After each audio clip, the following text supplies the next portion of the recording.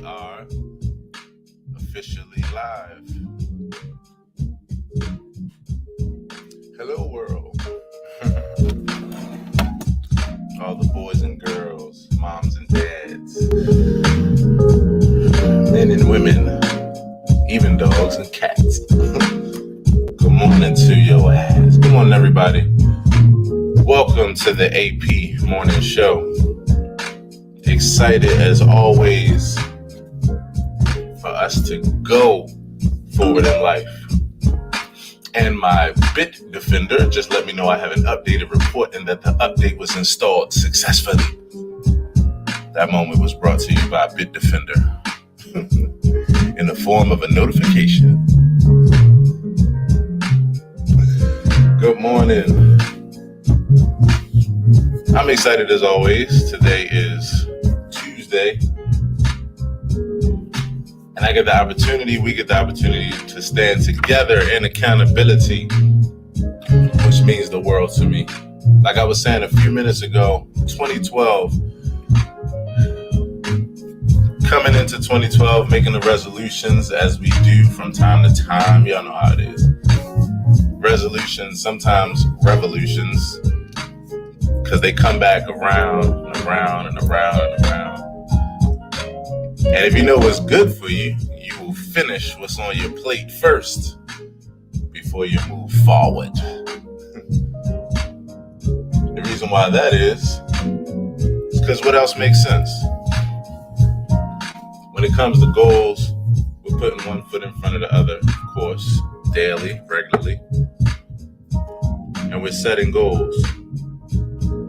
Makes a whole lot of sense to see those goals through, even if the time period changes where you thought you would do it. So here I stand in 2012 and I'm talking to my good friend, Steven Anderson. What's up, bro? He's like, everything's good, man. Happy 2012. Let's get it. Let's talk. We started talking about resolutions and I was like, bro, I had a realization. Man, from now on, I'm not going to take for granted. I'm going to take more opportunities to take advantage of the moments, to build connection with people, to do things like walk past them on the street and instead of just kind of walking past and not saying anything, I'm going to take every opportunity I can to make eye contact and to say, hi, or hello, whatever the language was to communicate with my fellow human being. It was seeing every day and every opportunity of relating as a grand opportunity, because it is. It always is a grand opportunity. And so, as a grand opportunity, the next thing that came to me was that I would keep moving forward in that capacity. And so since that time, now I was already that kind of person. I was already the kind of person that had good manners, that was generally polite, that was able to have healthy relationships with people, that was pretty nice and friendly and all of that good stuff. So, came here with that package. But this was a new realization that took me to a new intention. And so I'm happy to do that every day. And especially today. Why? Because today is a new opportunity. Every moment is a new opportunity to make a new. And that's what we do every day in every shape, form, and fashion. We take the opportunity to renew ourselves in different ways. The main way is done for us. It's called waking up. The atoms and molecules of our body are like, all right, let's do this thing one more time. Let's get it. Let's go. Let's move. And that's always a great thing. But then when you add to that things like stretching and yoga and drinking your damn water, as well as giving yourself some food, maybe even taking a walk or a jog or whatever. Whatever you do to renew. I just want to say good morning to you. And where's my phone? Okay, here we go. So I want to say hello to my Facebook and YouTube family. Hello to Denise Parks. Denise Parks says, good morning, accountability family. Fam are we. I was just saying I'm going to put that on a shirt. Fam are we. You know how babies say family. We are family. And hello to my Clubhouse family. I want to say hello to the good brother, Radio Shack, Tanisha, and Dr. K, who today is our BPS Spotlight Business Product and or Service. Actually, Dr. Mary Ann. Let's see. Make sure I got my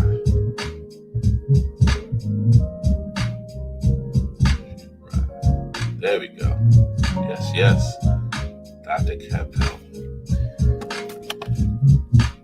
And so as always, before we get into our moments or further our moments, I like to read a few things just to give you some food for thought. These are from my writings that you will be able to see very, very, very soon. They're already out there. I have hundreds of writings out there. I really do. In fact, Delia knows where they are on Medium. I have hundreds of writings on Medium. But soon you'll be able to see them in another place, in another space. That's going to be in the space of the 5M experience.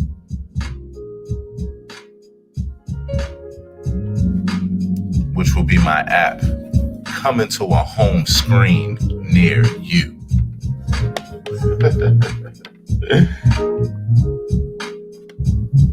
And so for now, I'm just going to read them off of Medium.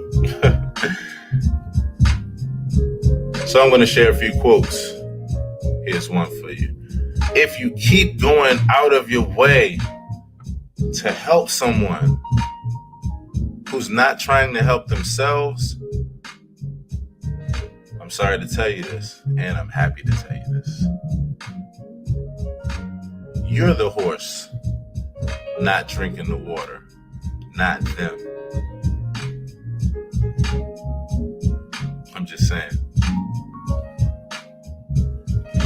Here's another one for you. Feeling seen, heard, and understood goes a long way toward healing. It may not reverse what happened, but not feeling alone greatly eases the pain.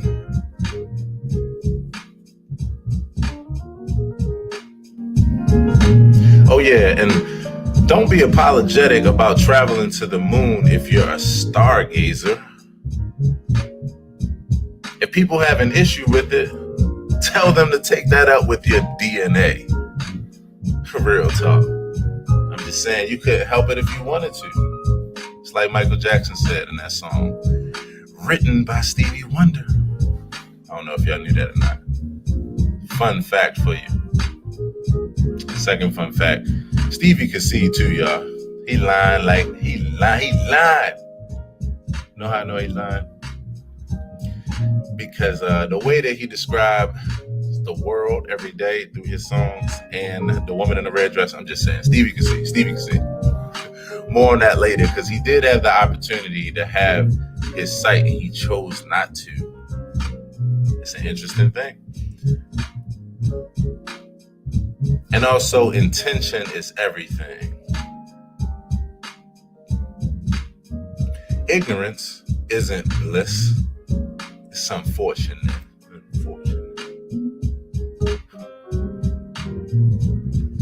Your mind is like a tape recorder on repeat.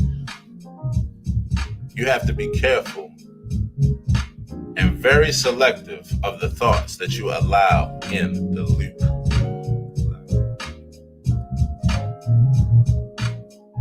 And here's one more for you. I call this the Thelonious monk effect. One of our famous iconic jazz piano legends, Thelonious Monk. He came out with an awkward style,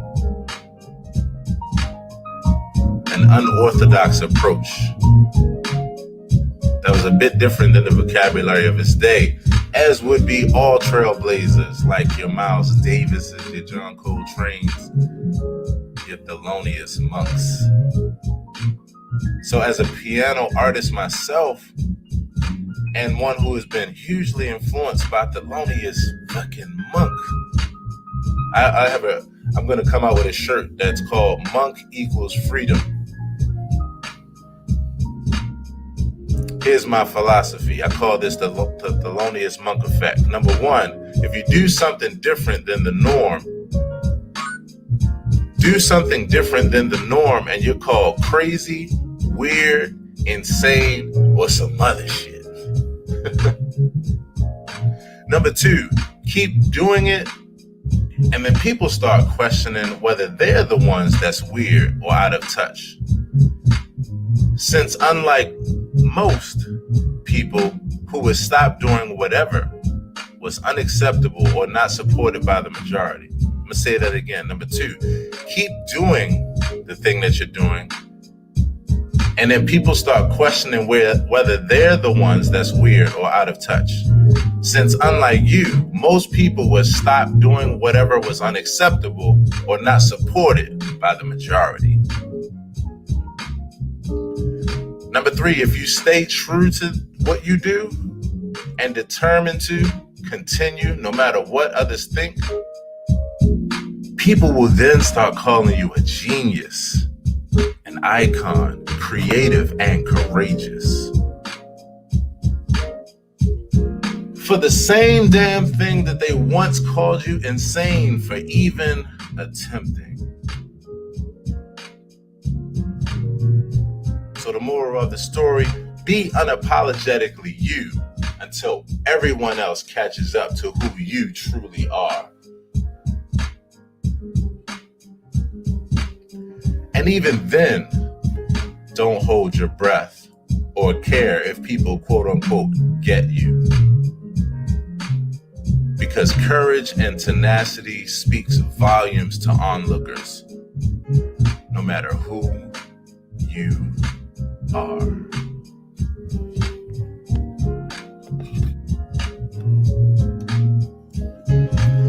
And on that tip, I just want to refresh the experience.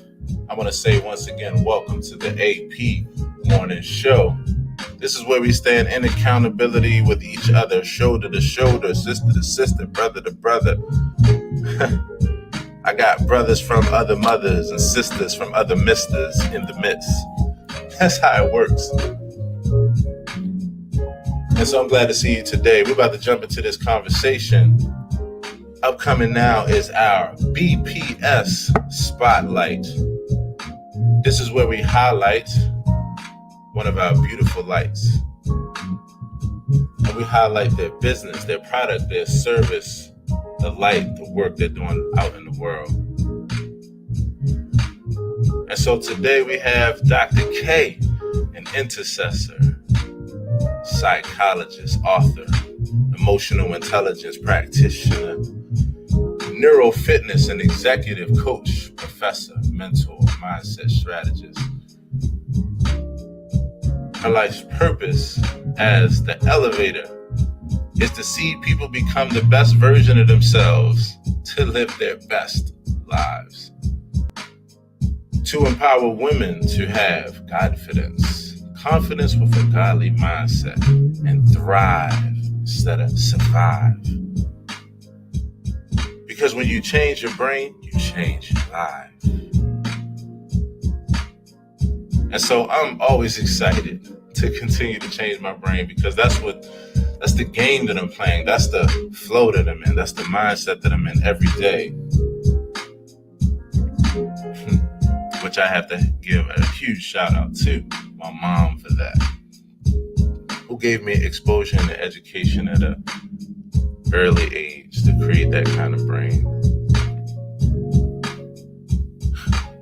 So I'm going to bring Dr. K to the stage, and we're going to hang out, say hey, chop it up.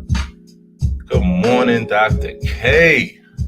Good morning, my brother. How are you doing today?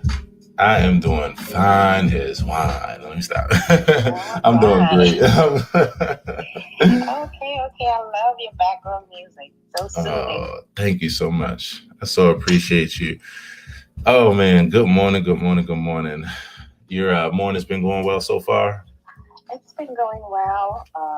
Been up early, did my devotion, jumped in my group on Facebook. Love it. Give them some tips and mindset. We're doing a shift fast. Yes.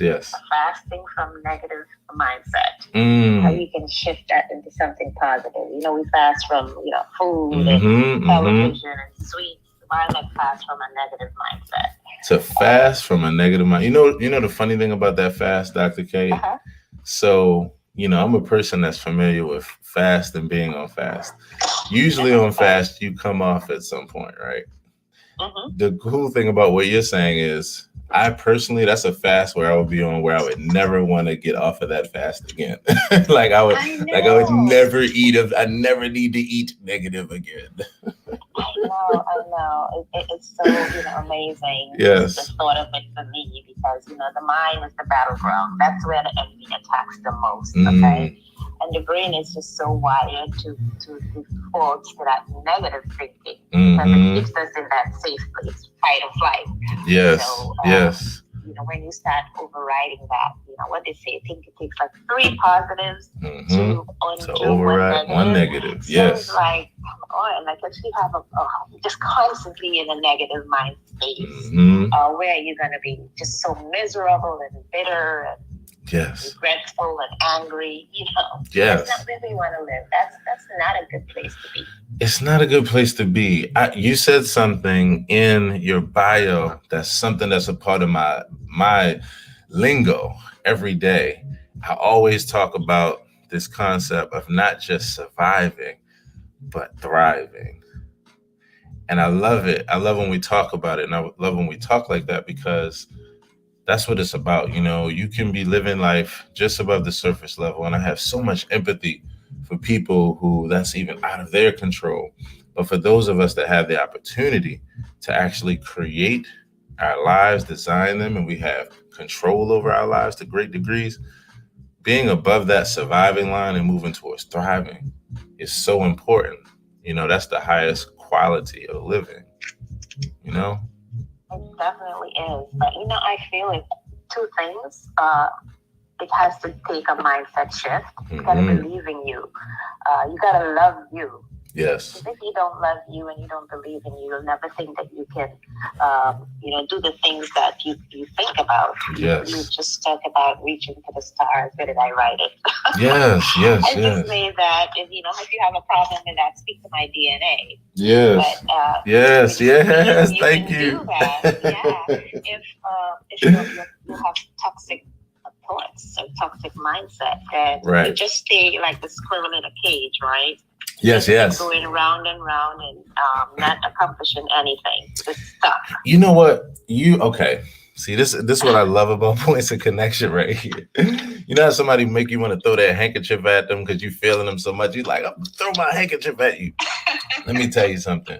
What you're speaking right now is so my language. 2 things. Number 1, the cave. Number 2, something that has become more and more and more and more awareness for me on a day-to-day basis as I do what I do. So the cave, and that whole analogy and that whole metaphor, and then something that I've been experiencing, and that is what it means as a human being to have never experienced genuine and authentic love. And you are living in, halfway through your life, or a third of the way through your life. You're in your 30s, you're in your 20s, you're in your 30s, you're in your 40s. And what it means to not ever experience authentic love. It's interesting, Dr. K. The cave. The cave is this whole analogy of people in a cave who are facing a wall. That's all they see. All they know is just this environment.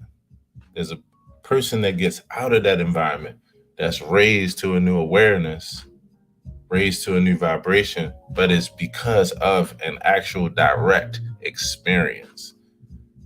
The person comes back and tries to tell the people in the cave that there's more to life than just a cave. There's other things to see and experience. In fact, there's a whole new world out there. There's love. There's all these things. There's light, literally and figuratively. But the people in the cave are faced with a very, very, I'm going to try to describe it, but it's really indescribable. They're faced with hearing about something, or something someone is trying to convey to them, that they have absolutely 0 point of reference for. And where someone just coming there to be a representative of that thing or to reference it is not enough, because you just have literally no point of reference. So it's interesting, Dr. K, and I'm going all the way down into this cave, so to speak, because the more I study psychology, the more I'm in school for psychology and psychotherapy, and then coming to the realization of how many years I've actually been studying it, like before I'm actually formally studying it. It fascinates me, the depths of the mind and what it means, or what kind of human experience you have when you have never in life experienced love. And when it is especially not come from the ones that were right there close to you, especially the one that you had no choice but to be literally close to. But then because of whatever reason, due to all the things that we know, the traumas, the abuses, the generational deals, all these kind of things, when love wasn't experienced there, and then from no one for decades, Dr. K, I'm really learning how deep this thing goes and why it's so important to understand it, so we can be empathetic and we can help each other. Yeah, I think you become numb after a while. You're just an angry person, no compassion, no empathy. It's just difficult to deal with because they don't know what love is. Love is a deep thing. And a lot of times people want to be loved by others. Mm-hmm. But then if you don't love yourself first, what are you projecting to others? Right. So it's that first deep, authentic self-love. I remember women coming into my practice. I had a practice before. I've now taken my business online. Yeah. And they would come in, and I love doing the mirror work with them. Yeah. And there were so many women who could not look in the mirror. They could not look at themselves. And I'm talking about beautiful women, but it was beautiful on the outside. Right. But on the inside, it was so much pain and hurt and unforgiveness and brokenness. Yes. That they would look past themselves in the mirror, and they never saw themselves. They never saw that inner beauty. Right. They did look past into the soul, that beautiful soul, that essence that's on the inside. They couldn't see that because they're just so, like the self-esteem. Because it wasn't there. It's so interesting. I'm sorry, Dr. K. I'm so resonating with you right now. This is, again, it's so fascinating as far as my direct experience and studying it from a formal perspective. Beauty. When you say, like you said, seeing that beauty that was there, the interesting part about that is our old cliche friend, which is beauty is in the eye of the beholder, right? It's a subjective thing. It's an adjective. And so it's so interesting because it's literally not there unless you have a way to like put it there, to put that beauty there so that you could then see it for yourself. This is what it makes me think about again is I don't know what it's like firsthand to not ever experience love until I'm in my 40s or something like that. I don't know what that means, right? I grew up with a mom who was a 36-year school teacher who, from the time I came out of the womb, she was already educating me, exposing me, and loving up on me and nurturing me. But because of that, it allowed me to then study like what it's like to not experience that. It's one of the reasons why I believe in rehabilitation over incarceration any day and every day of the week. Because the truth of the matter is, you cannot expect a human being to do certain things. You cannot expect a human being to behave certain ways. You cannot expect a human being to actually make certain choices when they have never actually been given an example of how to do that, or an example of love, or an example of how to see beauty in themselves, or how to create their value, define their purpose, and create their worth, and these kind of things. It's so interesting. It gives me so much empathy. And again, it allows me to really be deeply on the side of this field of psychology and doing everything to push it forward. Because I think that I always say the breeding grounds for empathy is knowing someone's story, knowing as many stories as possible. And the reason why is because you eventually find a point of connection where you can connect, you can actually relate. And that's the breeding grounds right there. If there's going to be empathy, it comes from that point of relation. Yeah. And I think when there's no empathy, go back to when talk about people or young people who have they have no point of reference, what it is to be loved, what it is to be validated, to speak well of. Right. So they don't know how to process that. So they're just so numb to that whole feeling of love. Right. And when there is no empathy, then how do you have empathy when they don't even know what it is like for themselves? How can they walk in someone else's shoes? That's it. They don't even know what it is to do it for themselves. So until you can come to that realization and just be intentional about it, and really understand that you see people as people.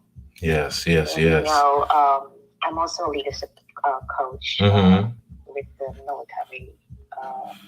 And the military is as such, right? People, to me, they see people as objects.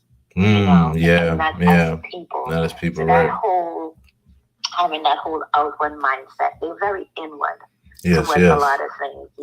Just go ahead and do things, and like very robotic in the way they see things. And when you become more outward with your mindset, then you start seeing people as people and as a whole person. A whole person comes to that job every day. Yes. A whole person comes that has a family, that may be dealing with a divorce, with a sick child, with financial issues, and all you're focusing on is the productivity of that day. That's when you're not empathetic. Because when you're empathetic, you can see, I see you, I hear you. Yes. You start listening. And then that's the thing I keep saying to some of these leaders. This generation is not just about I want to know that you care. I want to know that you see me. I want to know that you hear me. Yes. And that's one of the things as a leader, you have to become a good listener. I love that. You have to be able to listen to learn. Yes. Listen, even the parents.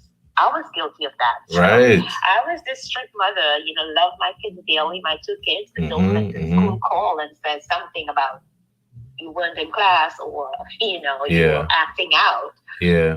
You get home, I don't even want to hear the story. Right. One day my son said, he says, Mom, you don't listen.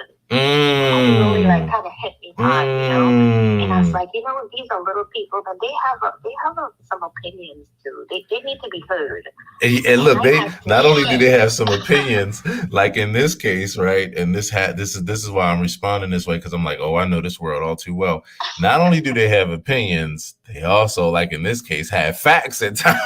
I know, I didn't even hear the story. And I'm like, just running down this railroad track. And, right.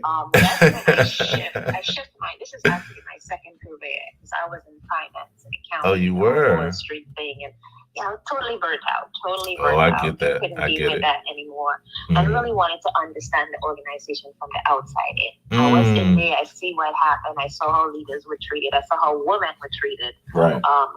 Having been up on the chain line, I was left there as an assistant vice president, but didn't have a voice, and that's a whole nother story. I love it.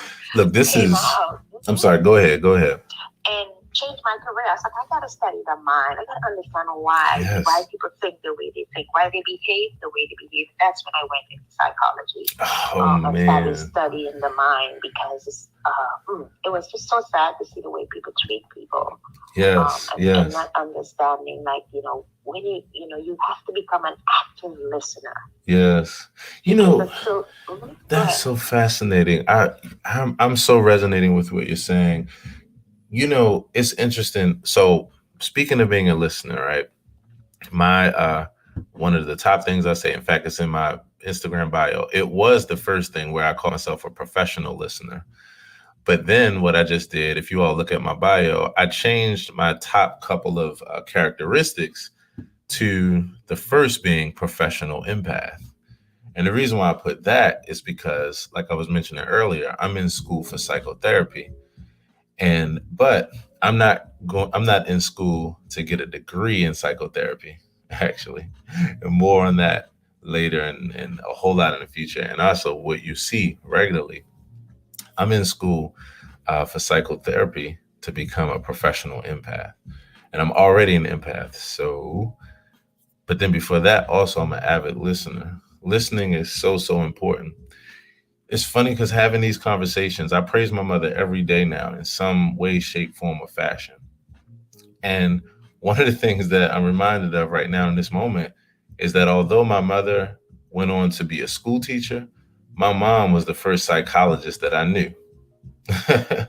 And the reason why, Dr. K, is because my mom she just told me this recently. In fact, it just happened to come out in a podcast interview that we were doing.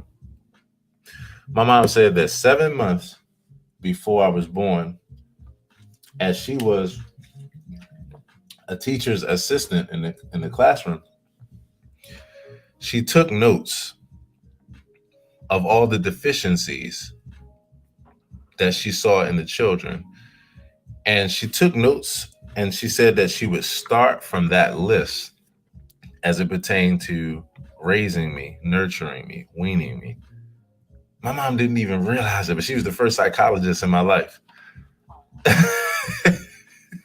And it was like, it was brushing right alongside what you were mentioning, as far as, just how we work with these things and how we work with, our personalities, our inner works, that manifest as outer works.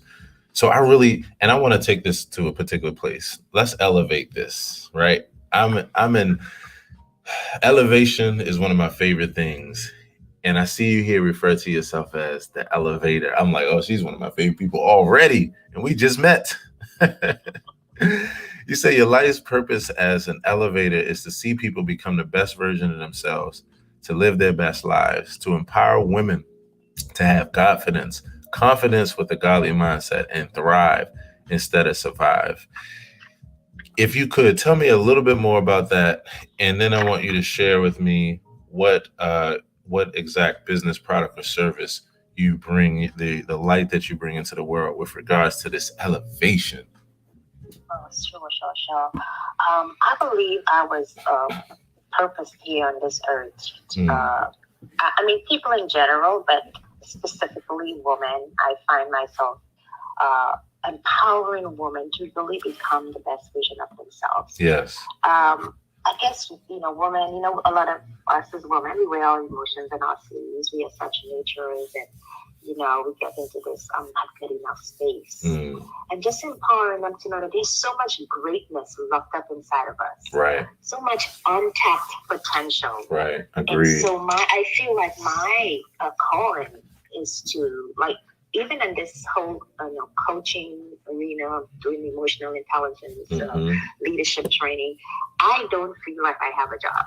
Yeah, I love it. I love it. Yes. I also, work. Yes. Every day, Iran. Is this Iran? Did I say correctly? Yes. Yes. I wake up like, whose life am I going to? Oh my gosh. Who could I raise to the next level, the next dimension? Just help them to become that better person. I don't feel like, oh, it's Monday. I'm like, okay, good. Right. Like, who's going to be coming in my path? Who can I empower? Who can I listen to? Who needs to be heard? And I can be that person, to be that sounding board for that person, so I can elevate their thinking. Yes. I'm just going to share one of the leader that I have been working with the past 2 weeks, the new leader that was assigned to me. And they were just saying stuff about, he doesn't like working with women.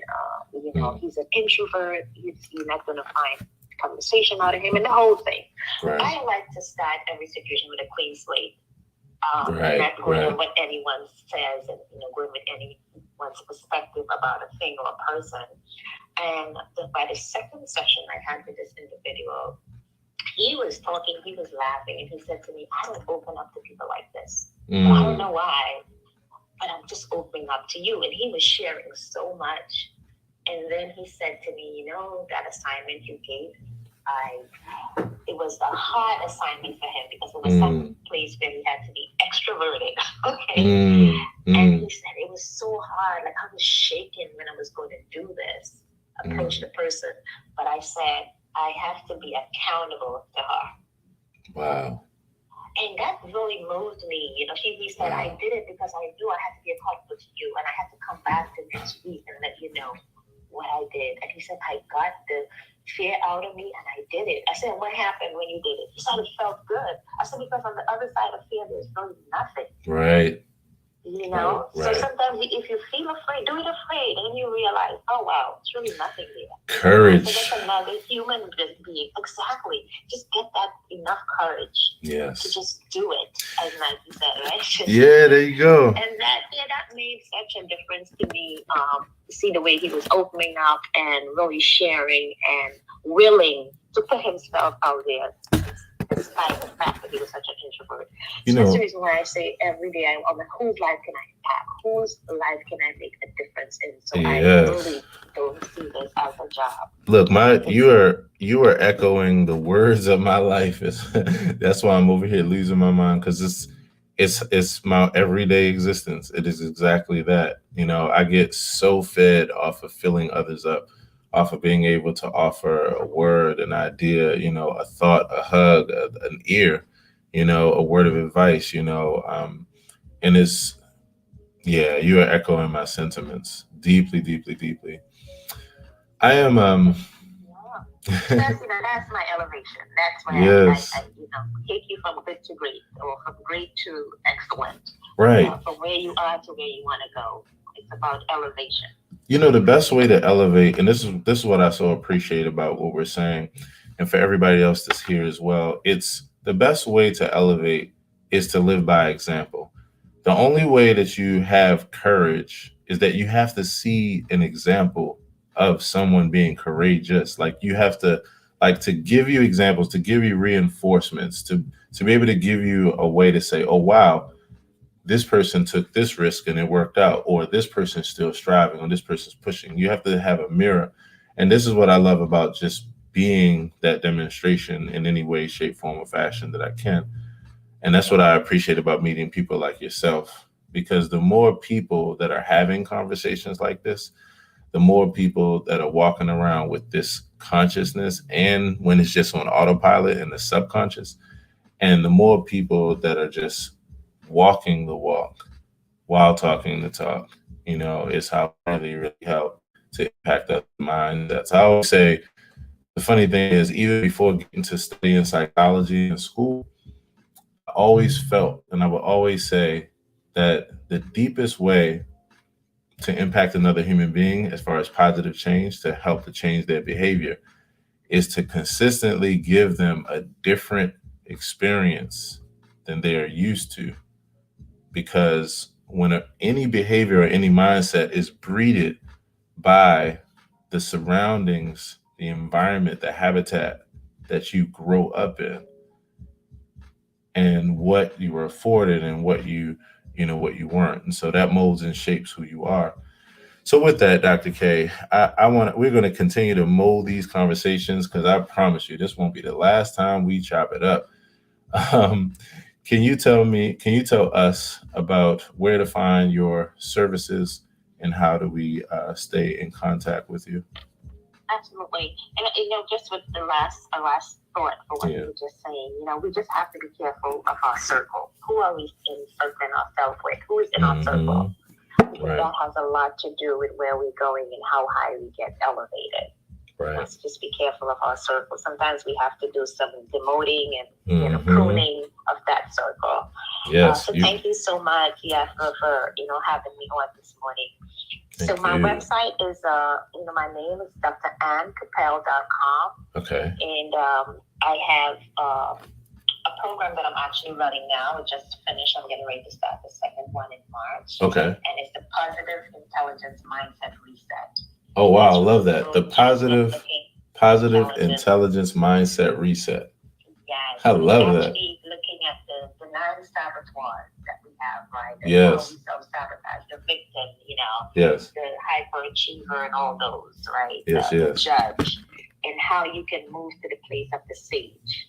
That wiser self. Yes. And the transformation you can go through, or you have to go through to get there. And so I had a really great experience with my last group. So much transformation was received. So that's one of the programs that I'm offering now. For women, I also have a group, Elevate Her, Empower You. Yeah, love that. Love that. Elevate Her, Empower You. Yeah, we're doing our mindset, fast. Yeah. So we on there doing that. And so, I do group coaching. I do individual coaching, mainly group. And then that is my pretty much program that I'm running right now that is having a lot of impact because it's about change for me. It's all about change, wanting to see what change people can get as they go through that program. Also on my website, I have my books on there, Empower You. I have some books for children. I Am Her, I Am He, on positive speaking, self-love, and affirmation. I just released last week a growth mindset journal for tweens. Oh, wow. Oh, that's so cool. Wait a minute. That's so, wait. Oh my goodness. So my first love has been music and production and creativity. So I love creative ideas. A journal for twins, a mindset journal for twins. That is so, I'm about niche. Oh, that's so cool. That is a niche creative idea. I love that. Oh my goodness, that is beautiful. Thank you. Wow. So happy that I was able to come and share with you and all the lovely people that were in the audience this morning. And hope we connect again. Oh, we will. So I want to say to you, thank you so much for being here today. And this has been an absolutely amazing connection and conversation. I'm always about not only meeting new people, but I love meeting my tribe members, my people who are on the same paths as far as interests in life, even though we might be in different locations. And this is what I love about this ecosystem and this environment of Clubhouse and this form of media, because you get a chance to meet people like yourself. And so I so appreciate you. And by all means, you can continue to hang around. Would love for you to hang around for the rest of this conversation as we continue to chop it up about these topics and emotional intelligence and empathy and all these other things.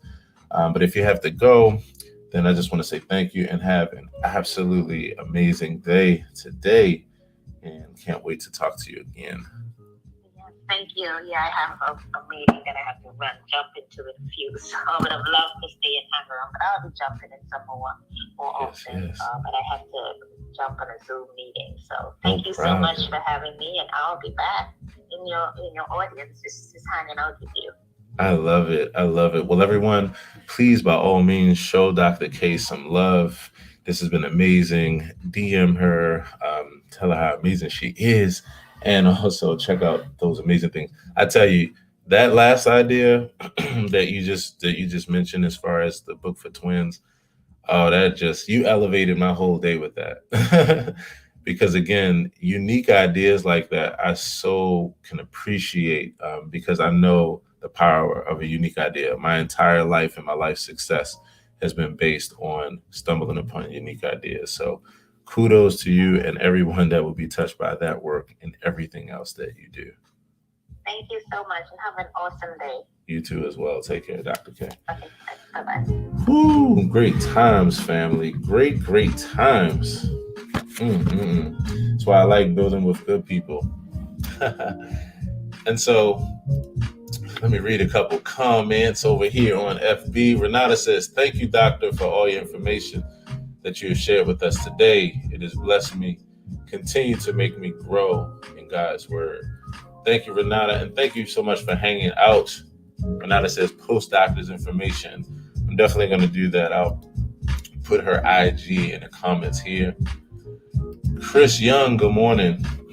Chris says, good morning. Just got my 2.5 years post-cancer scan, and it was still clean. Man. Congratulations to you. I'm celebrating. Oh, my goodness. Man, I'm so glad to hear that.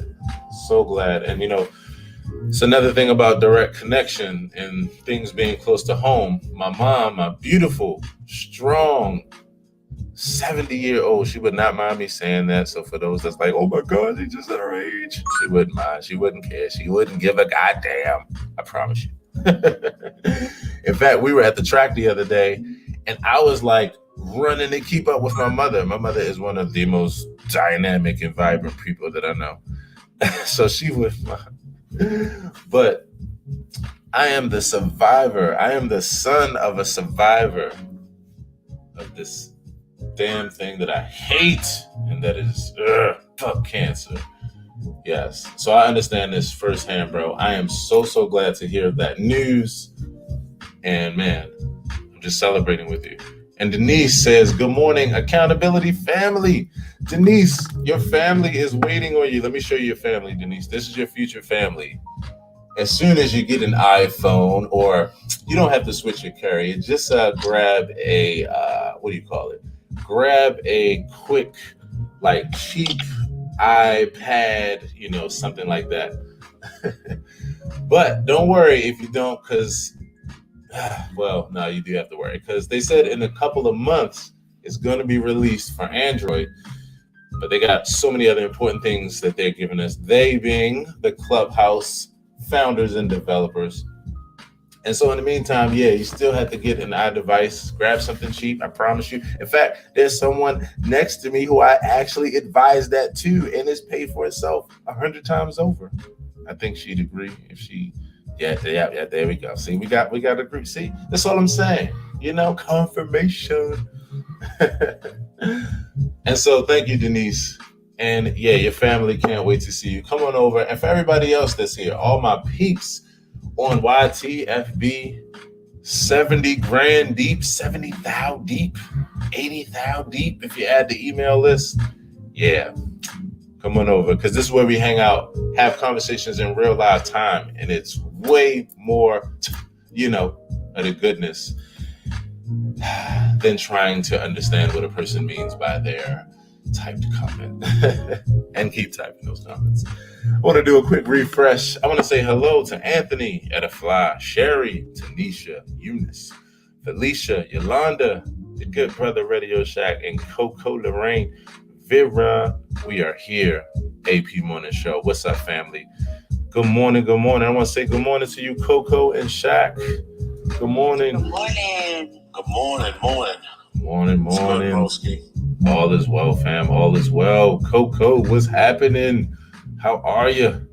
OMG, I'm fired this morning. Tell me why. Shut up and tell me why. Shut up and tell me why. Shut up and tell me why. All right. So I went into a room last night, and I was talking.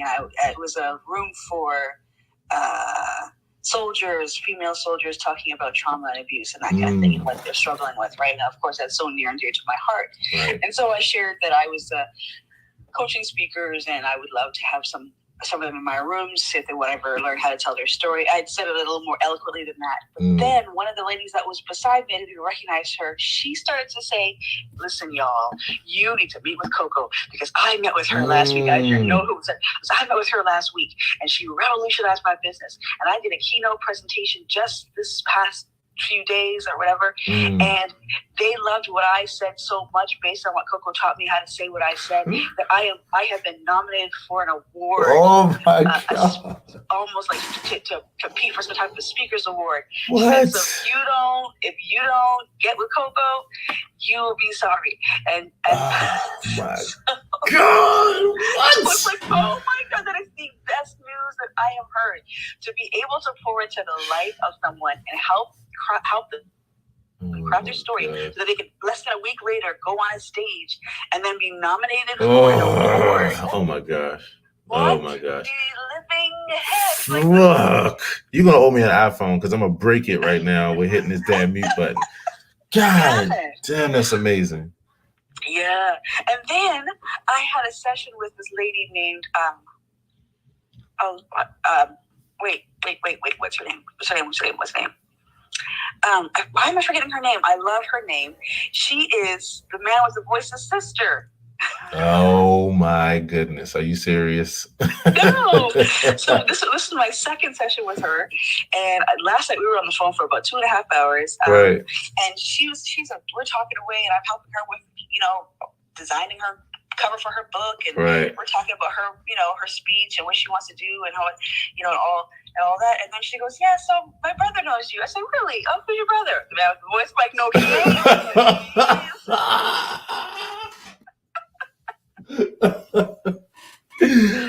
oh, right? I'm like, you have got to be kidding me. Serendipity.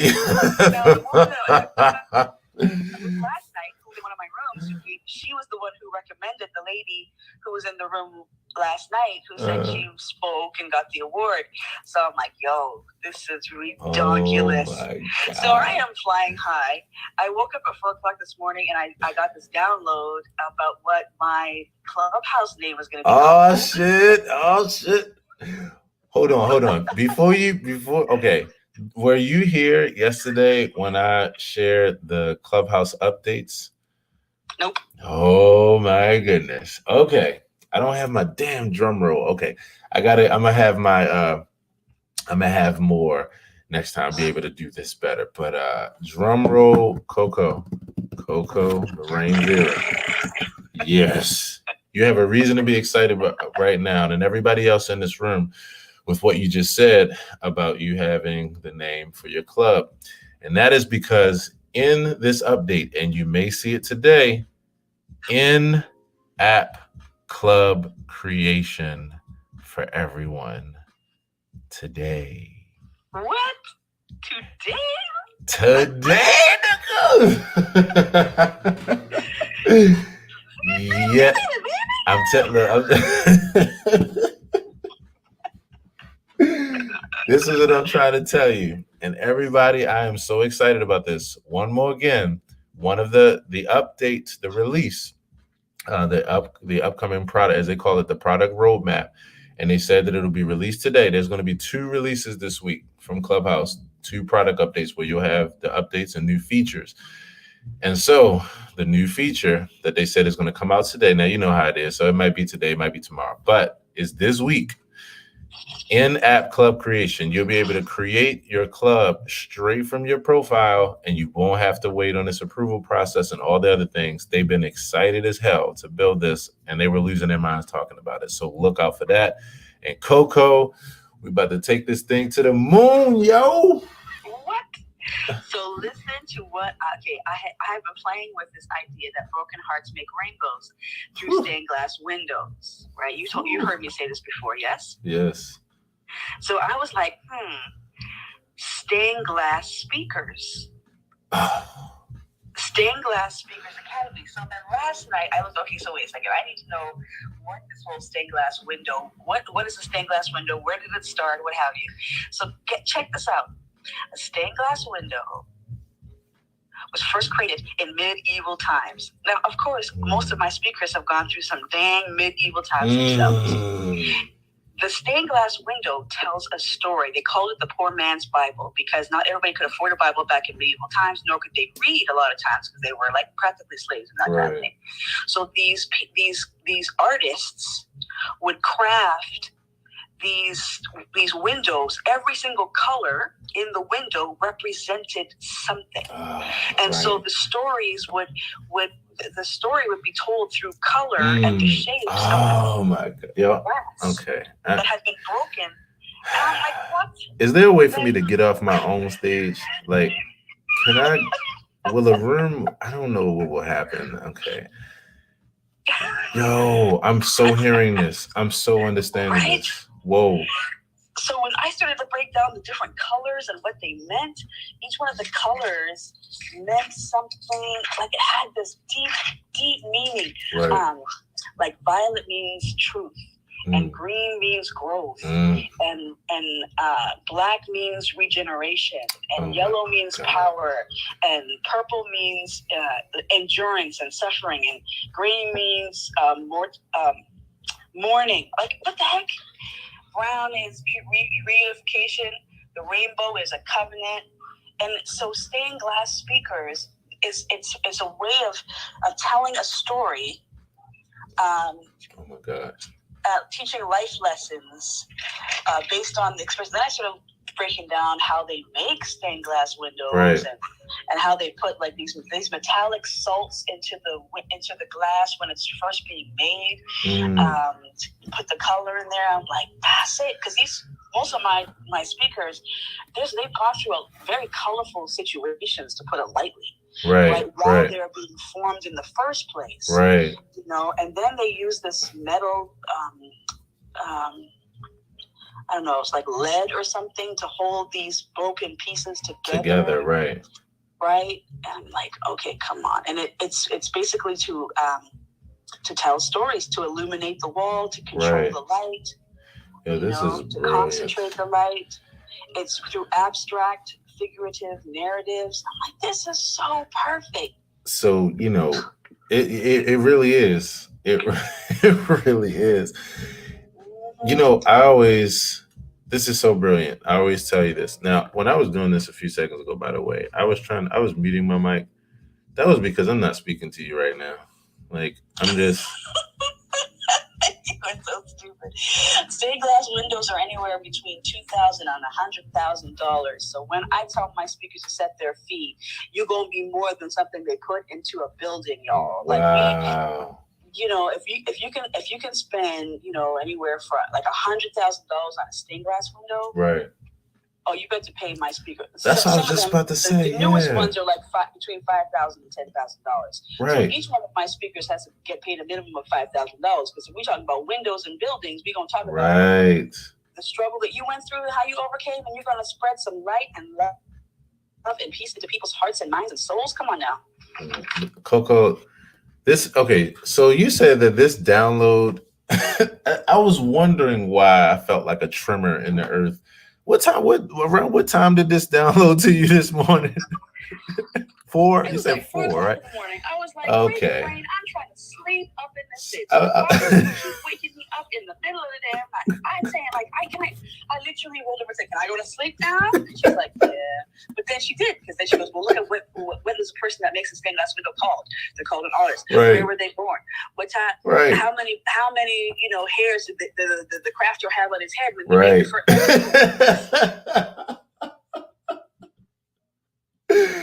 How many hairs bugging the shit out of you? Wouldn't let you go back to sleep for nothing. It would not let me go back to sleep. So then I finally went back to sleep around 4 or 5 o'clock. I'm exhausted this morning. No, yes. 5 or 6 o'clock. 5 o'clock. I don't remember. But I'm excited because this is I'm excited about the people that I'm going to continue to work with. Yes. And what's happening in my sessions with them is magical. Right. Because I was looking at the artist who creates these stained glass windows, and they said that they take these colorful broken pieces of glass and turn it into a masterpiece. Right. I was like, no, you didn't just say masterpieces. One of my phrases, mistakes are just masterpieces in the making. Yes. Oh my goodness. This is powerful. This is so powerful. So last thing I'll say is this. So one of the ladies that I was working with, her name is Cashmere. Her name is Cashmere. I love that name. Oh, I remember her. I was in the room the other day. That's right. So I said,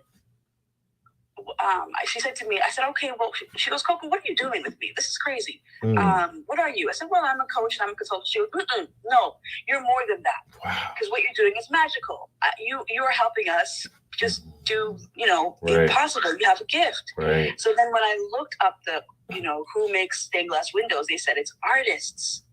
The artists that make this broken glass into these masterpieces. Right. So I started looking up the pictures of stained glass, and I was like, okay, so it's my artistry that is helping people transform their stories into these masterpieces.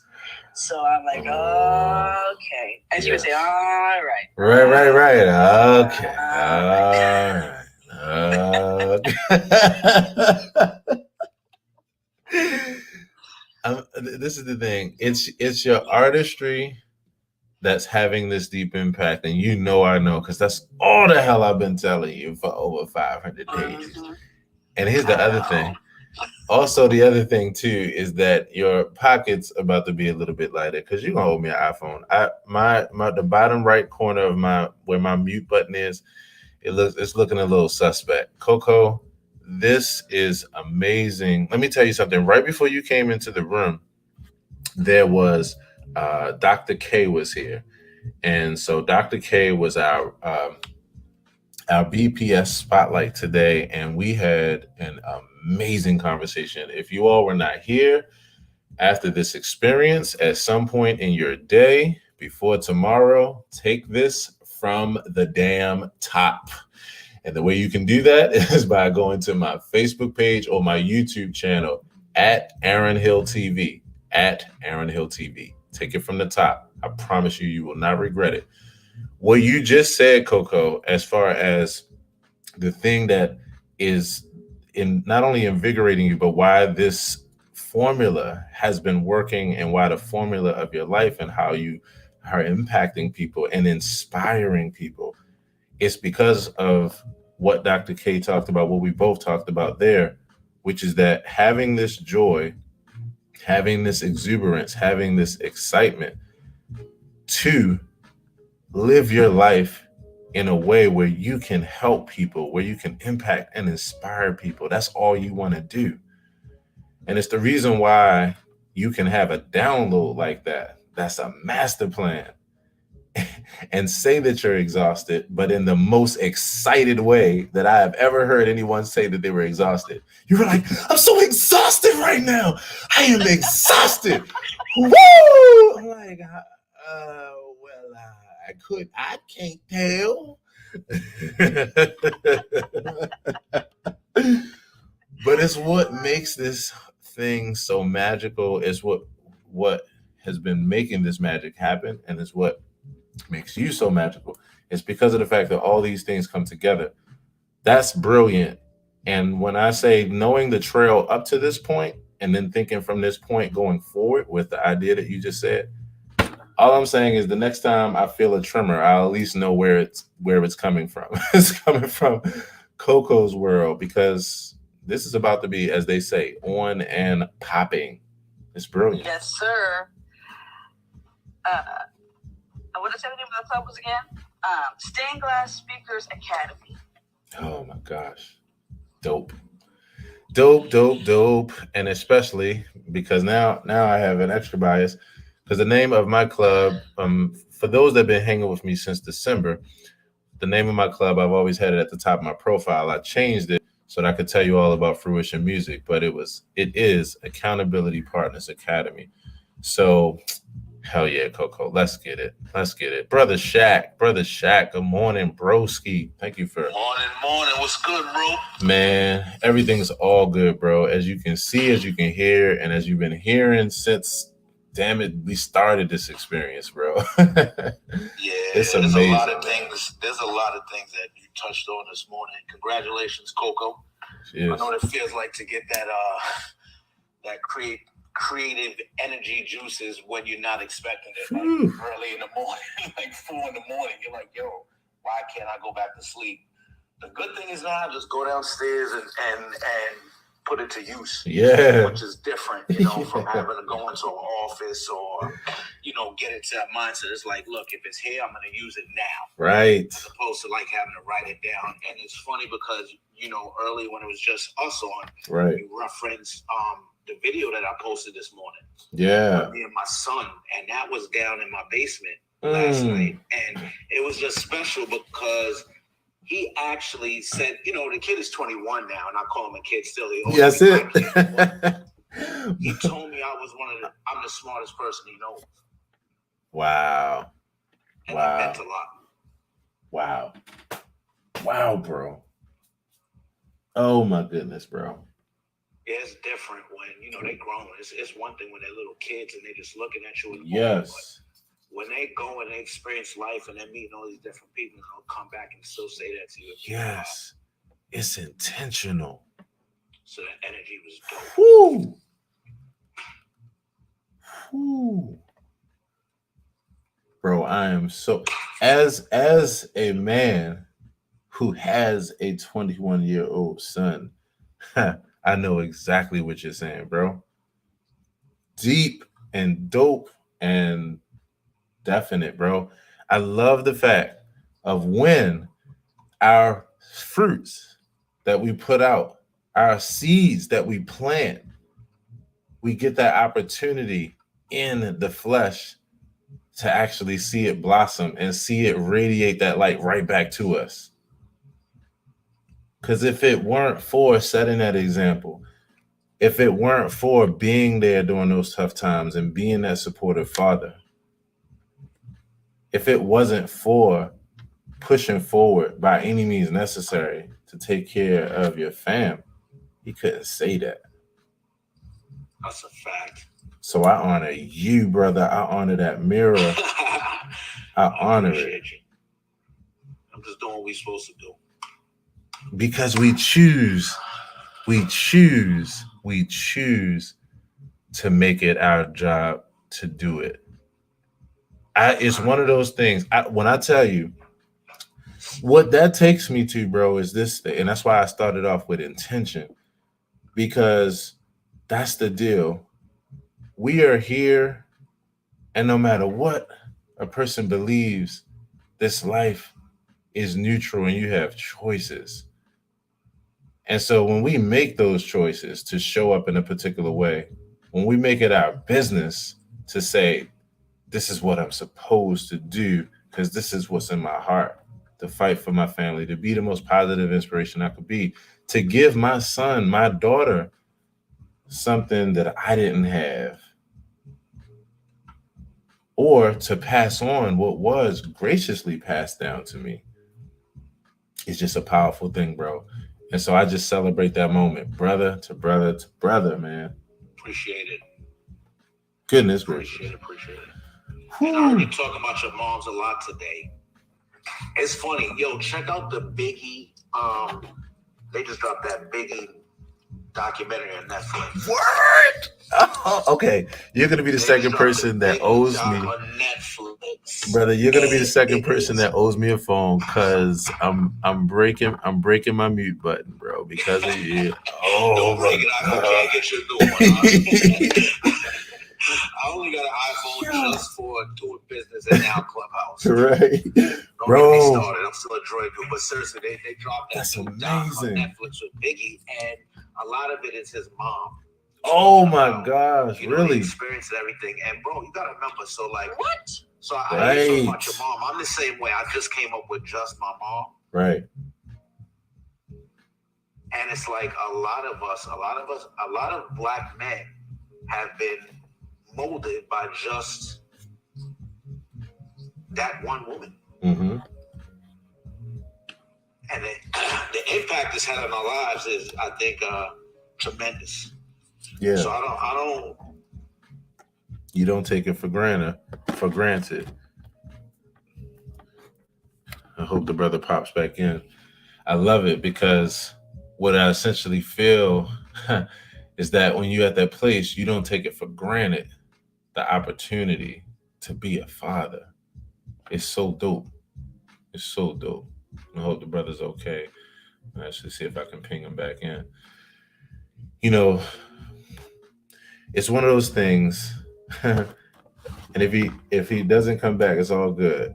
Because this is one of those like possibilities, right? So it could be a possibility that the brother may have felt that his statement might have been going in the wrong direction. It might have made him kind of have a moment. And if so, I can understand because I know what he meant no matter what he said. And no matter whether that's the case or not, I'm saying that just in case. Just in case. Now, could have just been a straight up power outage. Or his phone could have died. But it also could have been, just because of how I feel things, it also could have been that he was trying to say something and he heard it and didn't want it to come off in a way, that was off-putting because he didn't mean it that way. So I'll check in with the brother for sure, report back and let you all know. But that's why I was completing that thought, if he was still here and if I could say it to him and if he comes back. It is that what it made him do was not feel like there was anything wrong with being raised by a mom or being raised by a woman. It made him understand the value of what it means to not have a father and what it means to be able to be a father and to add to that, and come together, and so that a child can have both sides of the coin. It was one of the things that when I was early in my life, before I had my daughter Aria, I had this thought in my mind because of being such a loyal person, and that was, I said, whoever I had children with or a child with, my goal was to, no matter what, be with them and do my best, like work through everything in order to be right with them, because I wanted my child to grow up with something that I didn't have, which was a present father in a very, very deep way. And so I had good intentions with that. Then after having my daughter, and after her mom and I going in our separate ways and growing in different ways in life, I went through a process of having to reshape and remold my thought about that, to come to a new place where I could say that I could have and be confident that I could have a successful relationship with my daughter and still raise my daughter with her mother, even though it might be where the circumstances have changed and we have distance between us. And as soon as I changed my mind about that, I was already on track of being a good father because I was already being a good father. But what it did was it took my attention and took my awareness of like this opportunity that I could have to another level. And so I think that that's what the brother was even getting at. Well, I know that's what made him even just tear from the beginning, and even from just me being able to mirror it to him, that it's because of him seeing that. I always say opportunity over obligation. And truthfully speaking, and we know this, adults, we know this, people, that you have no obligation to take care of your child. You only have opportunity, even though you may feel it within inside as far as a natural inclination. Of course, that makes sense. That's evolution. But from there, though, when you put in time as a mother, when you put in time as a father, you are putting in time intentionally. You're making a choice. And so I think it's so dope. So hopefully the brother, I really, really feel that. I really feel that he might have been like, oh man, am I stating this wrong? And I think it might have. So yeah, I'm going to definitely holler at the brother and go show him some love and just make sure everything is okay. And I'm going to do it as we continue to chop up here. So on that tip, everybody, let's say good morning to Sherry. Sherry, good morning, good morning, good morning. Good morning. Good morning. Hey, Sherry, more lovely as the summer day. Wow. Okay. You know what? You're gonna make me cry. My dad used to sing that to me. Oh, thank you, Coco. Oh my goodness. Wow. You're welcome. I'm overtired. I'm excited. I'm hyper.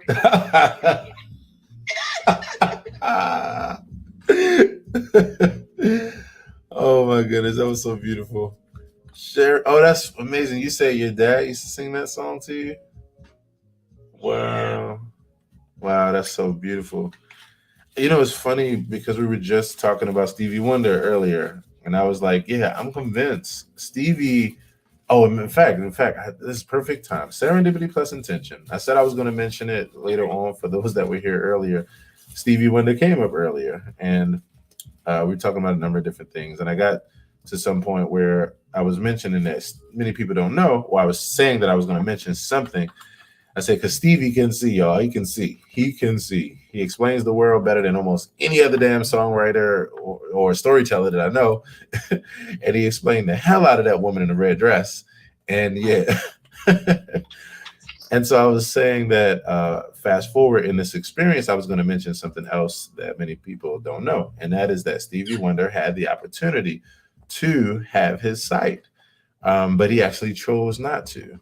And yeah, that's a fun fact for y'all. So yeah, but I still believe Stevie lying though. He lying. Now, was he? Because maybe I'm wrong, and somebody can correct me. I thought that I had heard that he actually was born with sight, but he lost it during his childhood. Or was that Ray Charles? I don't remember. I'm not sure, but I'm certainly going to look it up while we're here because it'll be definitely a fun fact. Yeah. But yeah, but I do know he had, like I said, I had read at some point that he had the ability for his sight to have been restored at one point, but he chose not to. And it's one of those beautiful things because it's like that makes me think about him. Like, I believe Stevie Wonder is a greater writer not being able to see the world because of just the imagination and the ability to take some reality and also combine it with imagination and it not be tainted. Like he'd be able to like literally have a different inner vision.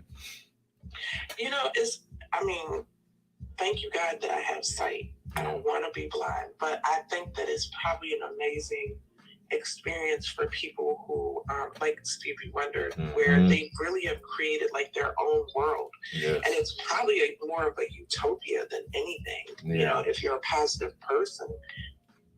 For real. Now, I'm not blind. Well, I am blind in one eye and can't see out the other. I got glasses and I still can't see, right? Oh my goodness. But I'm not legally blind, but I say that to say this, right?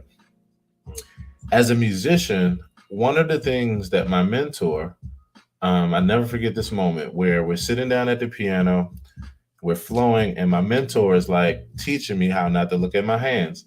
And then he gets to some point where he's like, baby boy, close your eyes, actually. Like, close your eyes. I'm like, cool. And he's like, all right, let's start developing this from another way. He said, because I want to prepare you. He said, for the day when you can't see. I was like, God damn, do you know something I don't know? He was like, but I want to prepare you so that you're not relying on your physical sight.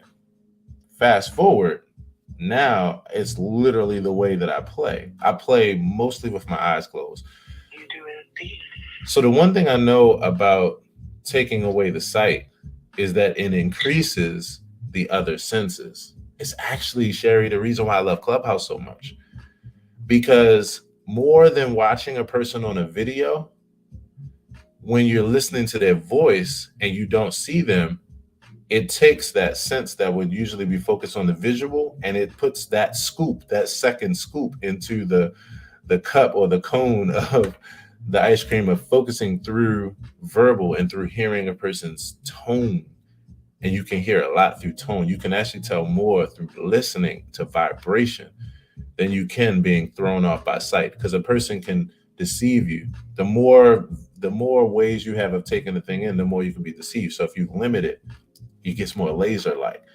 Anyway, all that to say that, again, not having your sight actually gives you deeper sensibility of feeling things. So to me, yeah, it's why he's genius. Is why Ray Charles is genius and many other people. You know? Agreed. Yeah, and not having your sight, just like, do you ever taste something while your eyes are closed, or even when you eat something that's really good and you close your eyes and you're like, Like, it's just so good. All your senses are really, really heightened. So, yeah. 100%. Sherry, how's your morning going so far? It's okay. I woke up with a little bit of a sinus headache today, but other than that, it's fabulous. All right, it's another miracle morning. I know you're prepping for your miracle morning. In fact, I really want you to tell everybody more about that, just because I'm going to start referring to that day by day, because I think that, again, when we talk about this time, it is so important for us to have resources for developing healthy habits. We cannot have enough. So please tell us a little bit about the Miracle Morning deal again, and then we'll get into it. Yeah. So the Miracle Morning is actually a book. And the original book is called The Miracle Morning. And then it developed into a series of books based around various careers. So the one that I'm currently reading, I read the first one, and now I'm reading The Miracle Morning for Entrepreneurs, which is freaking amazing. It's even better than the first book. And so the author's name is Hal Elrod, E-L-R-O-D. He is actually here in Clubhouse. And there's usually a Miracle Morning room going on at the same time that we're here. So they are around. But nonetheless, the Miracle Morning talks about how the morning sets the best part of your day and your mindset, and really creates the energy of how you will grow in your respective career and your life. And it puts things in perspective. So briefly, what I'll tell you is that the first part of the book, regardless of which in the series you read, will introduce you to what they call SAVERS. And SAVERS is an acronym. So SAVERS is the first hour of your day, how you start your day, which is 10 minutes of silence. You do affirmations, 10 minutes of affirmations, preferably speaking them and writing them down. The V is for visualization.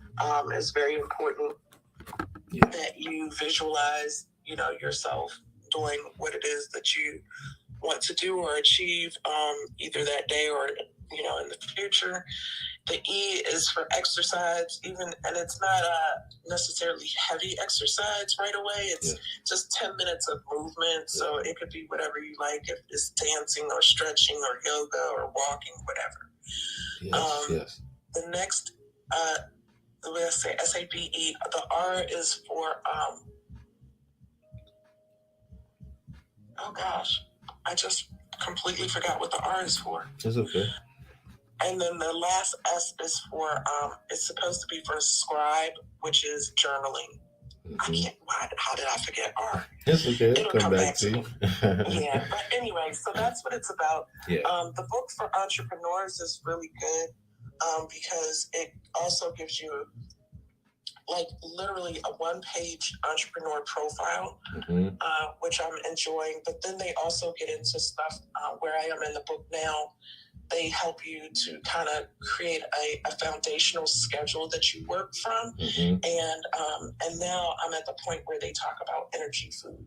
So even eating better, eating for energy and not for taste necessarily, even though it should still taste good, but they talk about that. It's really good. So I love it. And I think you can only get it on Amazon, I believe. Okay. I love it. So one more time, the name of it again, and the author or the The Miracle Morning. Okay. And the author's name is Hal Elrod. Hal Elrod, The Miracle Morning. I love that. I just wanted to say good morning, but Sherry, it's the R is reading, just so you. Oh yeah, that's right. How did I forget that part? Thank you. Love it. Yes. Thank you. The R is reading, and I usually honestly do that through so if you get the Kindle book, it automatically comes with the audio as well, so you can play the book and it will read along while it's playing. So I usually put that on while I'm like in the shower in the morning and just getting dressed. Okay. So yeah, thank you, Ken. That was perfect. Yeah.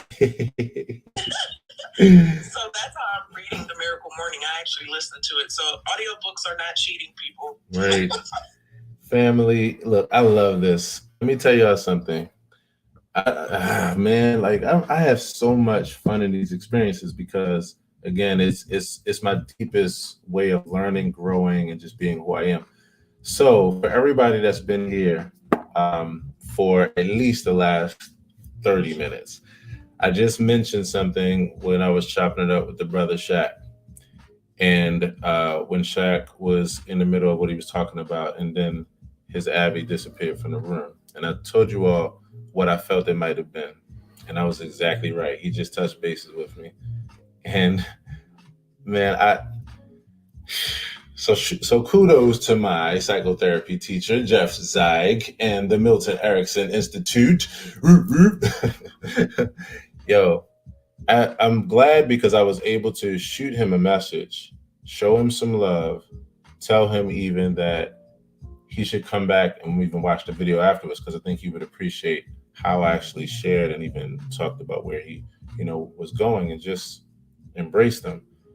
And it's just a moment, again, of just why I love being able to stand in the place where I am. So, yeah, the brother's good. And, I appreciate, he has such a big heart. Like this brother, Shaq, has such a big heart. If you all weren't here a couple weeks ago when we met, this brother came here, showed so much love. And then we got to talking about music, talking about this concept of DJing. He didn't see himself as a DJ, but he was open to me being able to share with him, to hold up a mirror, to show him something different. And it literally led to him seeing himself immediately in a moment and saying yes, to then immediately go from there and launch one of the greatest things that's actually happening on the net right now and is moving forward. Came back as a testimony and it was amazing. So the opportunity to love up on people like that and have these moments, and then to know right here, I can't wait to talk to him, to be able to tell him how I understood where he was coming from and how I helped the situation. Telling you, that's why I stand here every day and do what I do. If you look at the top of my bio, it says professional empath. Yes. And so speaking of which, I want to do a quick refresh because we got to hang out with some good people. Firstly, I want to say good morning to Katarina, T, Sanahara, Asim, Sherry, Meyer, Felicia, the good brother Ken, and Etta Fly, who we getting ready to hang out with. Oh my gosh, I can't believe we get the opportunity. And so if you'd like to come up to the stage, by all means, go ahead and throw up a wave, come through. And if not, you can continue to allow this to be your background music and experience. And hey to Auntie G. Come on up, family. And we're here. Etta Fly. Good morning, Etta Fly. She's so fly. She's so fly. Etta Fly, good morning. Etta Fly, you better open up your mic. I don't give a damn where you are. Good morning. What up, though? What up, though? Etta Fly. Look, this one of those moments where you just be like, like, oh my goodness. Say good morning to you. You get in the room and I never get to say good morning in the morning. So right. Right. We are graced on the stage today. It's so funny. I've been, like I said to somebody the other day, I think I did say it to Aaron in the 5M room that I've been kind of quiet the last, feel like a month or something. I've just been listening and just been in the space of listening. So today I was like, let me not. Coco said something that kind of struck me, so I said, let me go up there while she's still up there. We can talk for a hot second. So Oh morning, my goodness! everybody. Good morning, Etta Fly. Okay. To everybody. Morning. So never heard my voice before, but good morning. Right? Look, let me tell you, Edify. So I'm one of the originals. I just haven't said too much lately. Yeah, exactly. And you know this. Look, this is why this moment is just so fun, right? I always say again, my number one motto in life, or one of my number one, is opportunity over obligation. Like what it makes me do is celebrate the moments and not be in my feelings about not having other moments. You see what I'm saying? So like it's one of those things, you know, I say sometimes just hearing a person's voice makes all the difference in the world, right? It's just like, wow. So that's just who you are, Edify. And with your fly ass, it's just who you are. We just love you. We just love you. We just love you. Well, I appreciate it. I did it, so thank you. Can I get an amen from the stage in the form of a... No, I'm just kidding. Okay, I'm going to stop.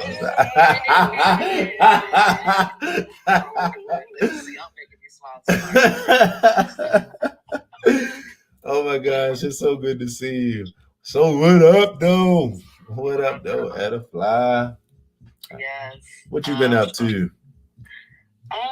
Everything and nothing. I mean, to say, working and whatnot. I am launching my website. It's almost pretty much complete. So that was one thing that when we were first really like real lighthearted, the accountability that sometimes say often, and right. It's just about ready to launch. Yes. I'm excited about that. So I don't have to do these back-ended, sign a hard nose, like inbox, I want a shirt. Yeah. PayPal me, I'll ship it out, just trust me. You will burn your ass out trying to live like that. Yes. So now you can just maybe 2 weeks, you can go to my website and just look what I have and purchase and do it that way. I get it something to my emails. I can just print a thing out and be done instead of having to figure out what size you need and whatever. But, I've been doing this for 10 years. It was actually my 11th year. So it's nice to finally see and just know that I can have a website. I felt like before that maybe I shouldn't, maybe I wasn't fresh enough, maybe I was being self-critical about all these different things, which is something we talked about in the beginning, about how we just kind of perfection is the death of us. And so hold up, stop the motherfucking press. Hold on. Perfection is the death of us. Yeah. It's so crazy. The other thing I always say is perfection is the enemy of good. Let's get it. Yeah. What up, though? Shit, man. Yeah, so what I'm talking about, man. I professionally do. I professionally try to do too much to the point where I don't do anything at all because I'm just talking myself out of it and things of that nature. Was part of this why I've been quiet. Just trying to just kind of sit with that and pick those things apart. So but I did. Sorry, go ahead. No, you good. You good. Look, I'm just in my moment right now. You just said something, and this is how I rephrase it. Silence is music too. Yeah. Being able to be quiet. Well, my favorite thing in the world is being quiet. And that's with me doing the opposite right now in the moment. My favorite thing is being quiet. Here's the thing that I love about it. Being quiet allows you to really go into that space so that your moves, all your moves become real strategic. You don't say more than you need to say. You don't do more than you need to do. You check on you first. Everything else comes after that. It allows you, it's like you're on stealth mode. You're moving through life in a particular way. I love quiet. So I'm a talker and people always want me to talk. I'm always doing interviews on the news and doing all these speaking things. And when I'm quiet, I was like, what's wrong? You're quiet. And sometimes there's definitely something going on.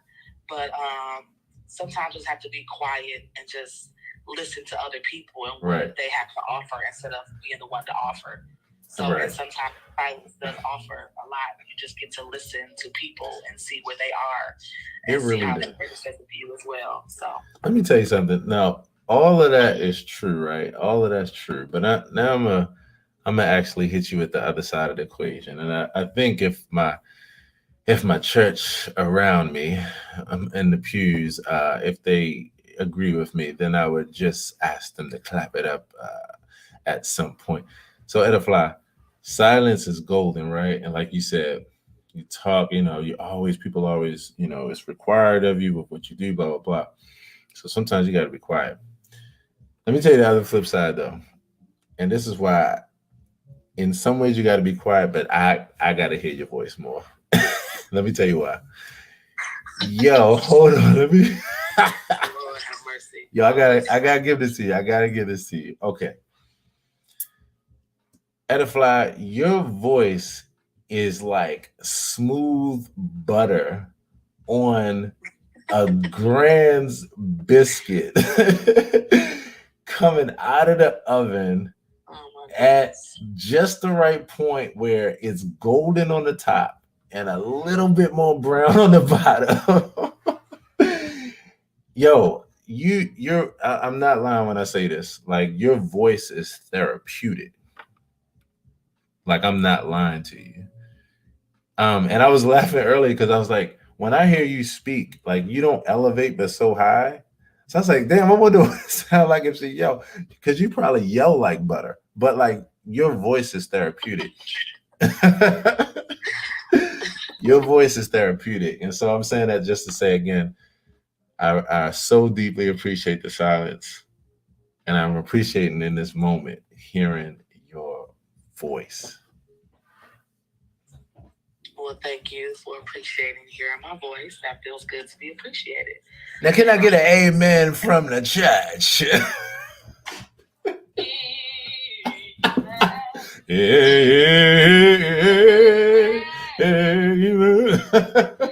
That old man shit. Oh, Coco is still there. I wanted to say something to Coco. I thought you were getting in the shower, Coco. Are you still there? No, I'm waiting. I'm waiting. Oh, okay. Yo, okay, so all I'm saying is that if you agree with me that Edify's voice is smooth as butter, can I get an amen?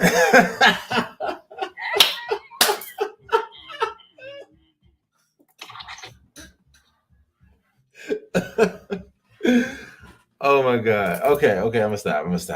Oh my God. Yeah, that's so funny. Edify, it's so good to see you. OMG. Yeah. Yes, it's good to come back up. I'm like, let me say Coco. I said, I had to go into Coco's DM real quick, but I want to share it if I can. But before I say that, I just wanted to give, I don't know what his name was. What was Radio Shack. Yeah. Yeah, Shack. I don't even know what I didn't catch the potential issue, but I thought it was all love. So just give him love for me too. Yes. I didn't think anything he said was weird right. or whatever. So you know what? This is, if I were to write a book about it or write a movie about that scene, it would be called The Tales of an Emotionally Intelligent Man. Yo, it was so beautiful because what happened was he had exactly what you see and what you're saying right now and what I felt and what I know about him, even just from our connection here, that he was literally coming from that loving place. But he's so emotionally intelligent that what he said in his message to me, which of course you guys don't know, I'm speaking from, look, let me go back. He said, apologies for leaving short, bro. Like so many of us right now dealing with this new normal, my emotions are high. Had to get off before shit got weird. Didn't want to bring down the energy. And it was and he had a laughy face in there. And he was, yo, the tales of an emotionally intelligent man. He was coming from this purity place that you recognize and that I recognize and that all of us recognize. But he's so emotionally intelligent that he was listening to his words and being sensitive to the fact that it might sound like he was coming off a different way, and he didn't want to be that way. So he didn't really know. It was a cognitive dissonant moment, and he didn't know what to do to try to like correct it. So it just made him kind of panic and just jump off. But I love that you said that, and I sent him a message, and here's my message. I said, bro, much love, man. This is me in his DMs, like literally 5 minutes ago. I said, bro, much love, man. Exactly what I felt. I actually dissected it and told them the emphasis of where you were going. I beg and implore you to listen to the live vid. You'll be really happy. And I'm really believing that that's going to lead him to listen to it. And we'll talk and that kind of thing. But I was so grateful for that moment as I even felt it unfold. Because as soon as I heard where his heart was and where he was, I was like, oh, he might trip up because he's a mindful guy. So that was beautiful. So Fly, thank you so much for just even reconfirming and validating that. Yep, I wanted to say that because I'm like, oh, well, what happened? Like, I didn't hear nothing wrong. I mean, we go all different kind of ways in this space. I've heard all different type of conversations in this space, and I think if your heart is somewhere, I think the people that land themselves in this room understand that, just that, and so, and we hold space for it. You know, we're all here to this life at the same time in different boats. So it could be tricky and different for each person at any given moment. And I think that where he was going was where he was going, and that was fine. So I just wanted to offer that as well. I love that. And thank you for we are who we are. So yeah. And thank you for saying that here and even as we're in this full experience. Because again, when he goes back and watches the Facebook Live and the YouTube of this, then I know he's going to appreciate it. Because again, tales of an emotionally intelligent man trying to be mindful and just wanting to be sensitive. You know, there are so many other places within this app and also within life where you have exactly the opposite. You have some toxic masculine, approach to, I'm going to tell you this and that kind of thing. And so that's what I love about this space. And I love about what you just said, because that is what this is. That is what this intention is. That is what this space is. That is what this consciousness is. And that's why I'm so glad for these moments, because the family is the family. Yeah. He just came, we just met recently. So Brother Shaq has only been familiar with the family for about maybe a month. And he hasn't been in a while, so he hasn't actually met like the entire family. He hasn't met you, Edify, and just all the beautiful people. So I thank you for saying that here, and I can't wait until we get a chance to love on him again. Yes, and then my last thing, if I can say something, was to Coco. I feel like Coco, like we've been talking a lot on this particular app or whatever, but today was the confirmation that okay, I need to, Coco. I already knew, but it just was some confirmation with what you just said. So I've been working on a piece for a while. And when you said the whole stained glass speakers, so the part that stood out to me was, if you pick me, plant me in fertile ground by running water. I am mosaic. I am shards of stained glass. Pick me, prune me, plant me, and position me facing the sun. And that's that's like a little snippet of a piece that I've been working on for a minute. Oh my gosh. And when you said what you said, that's where this is going with what you said. Like I have this whole fascination with stained glass, how it's been the piece of glass, how it's put back together, how mosaics make beautiful pieces, but if you don't handle it correctly, you will cut yourself and things of that nature. So that's exactly it. Part that says, I have jagged edges. If I have for you to handle, you will not bleed.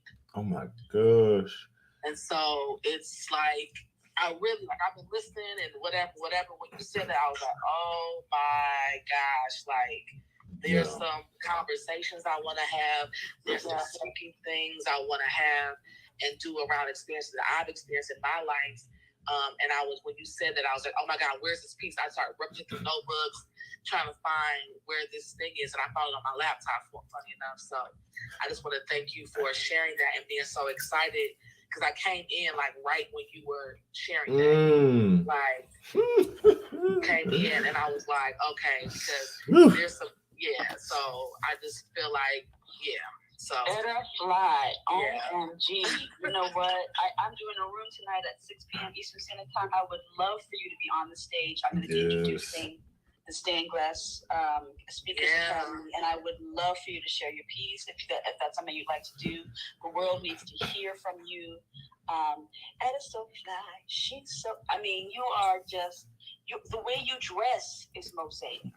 Yes. I get so attracted to your fashion. How official. You are my fashion consultant, but I couldn't put my finger on what it was. The way that you speak, the food that you prepare, the and just how you put yourself together is like the stained glass window. It's very yes. The stained glass window is the picture, the way that, well, I mean, just your outfits are like a living stained glass. They're the modern day stained glass window. So, damn. Yo, that's exactly what I was just thinking. I see you all working together. This is exactly the concept. It's going to come together. Yo, I got to tell you, okay, serendipity plus intention equals life. I got one more thing to tell you, Edify. Oh my gosh. Okay. I'm in school right now for psychotherapy. You know this. You've heard me speak about this. Yes. The school that I'm in, the name of the program, it was first called experiential psychotherapy, and then now recently they switched the name to the art of psychotherapy. This entire approach is about being evocative. It's about communication. It's about tone. It's about relating. I'm saying all this to say this. Have you ever heard of the word induction before? Yes, but I don't. Okay. Yeah. So in psychotherapy, an induction is when you do something that actually starts a process. It's a cause that from there unfolds to effects, and the effects continue on, and it's a domino flow. But the induction is that initial thing.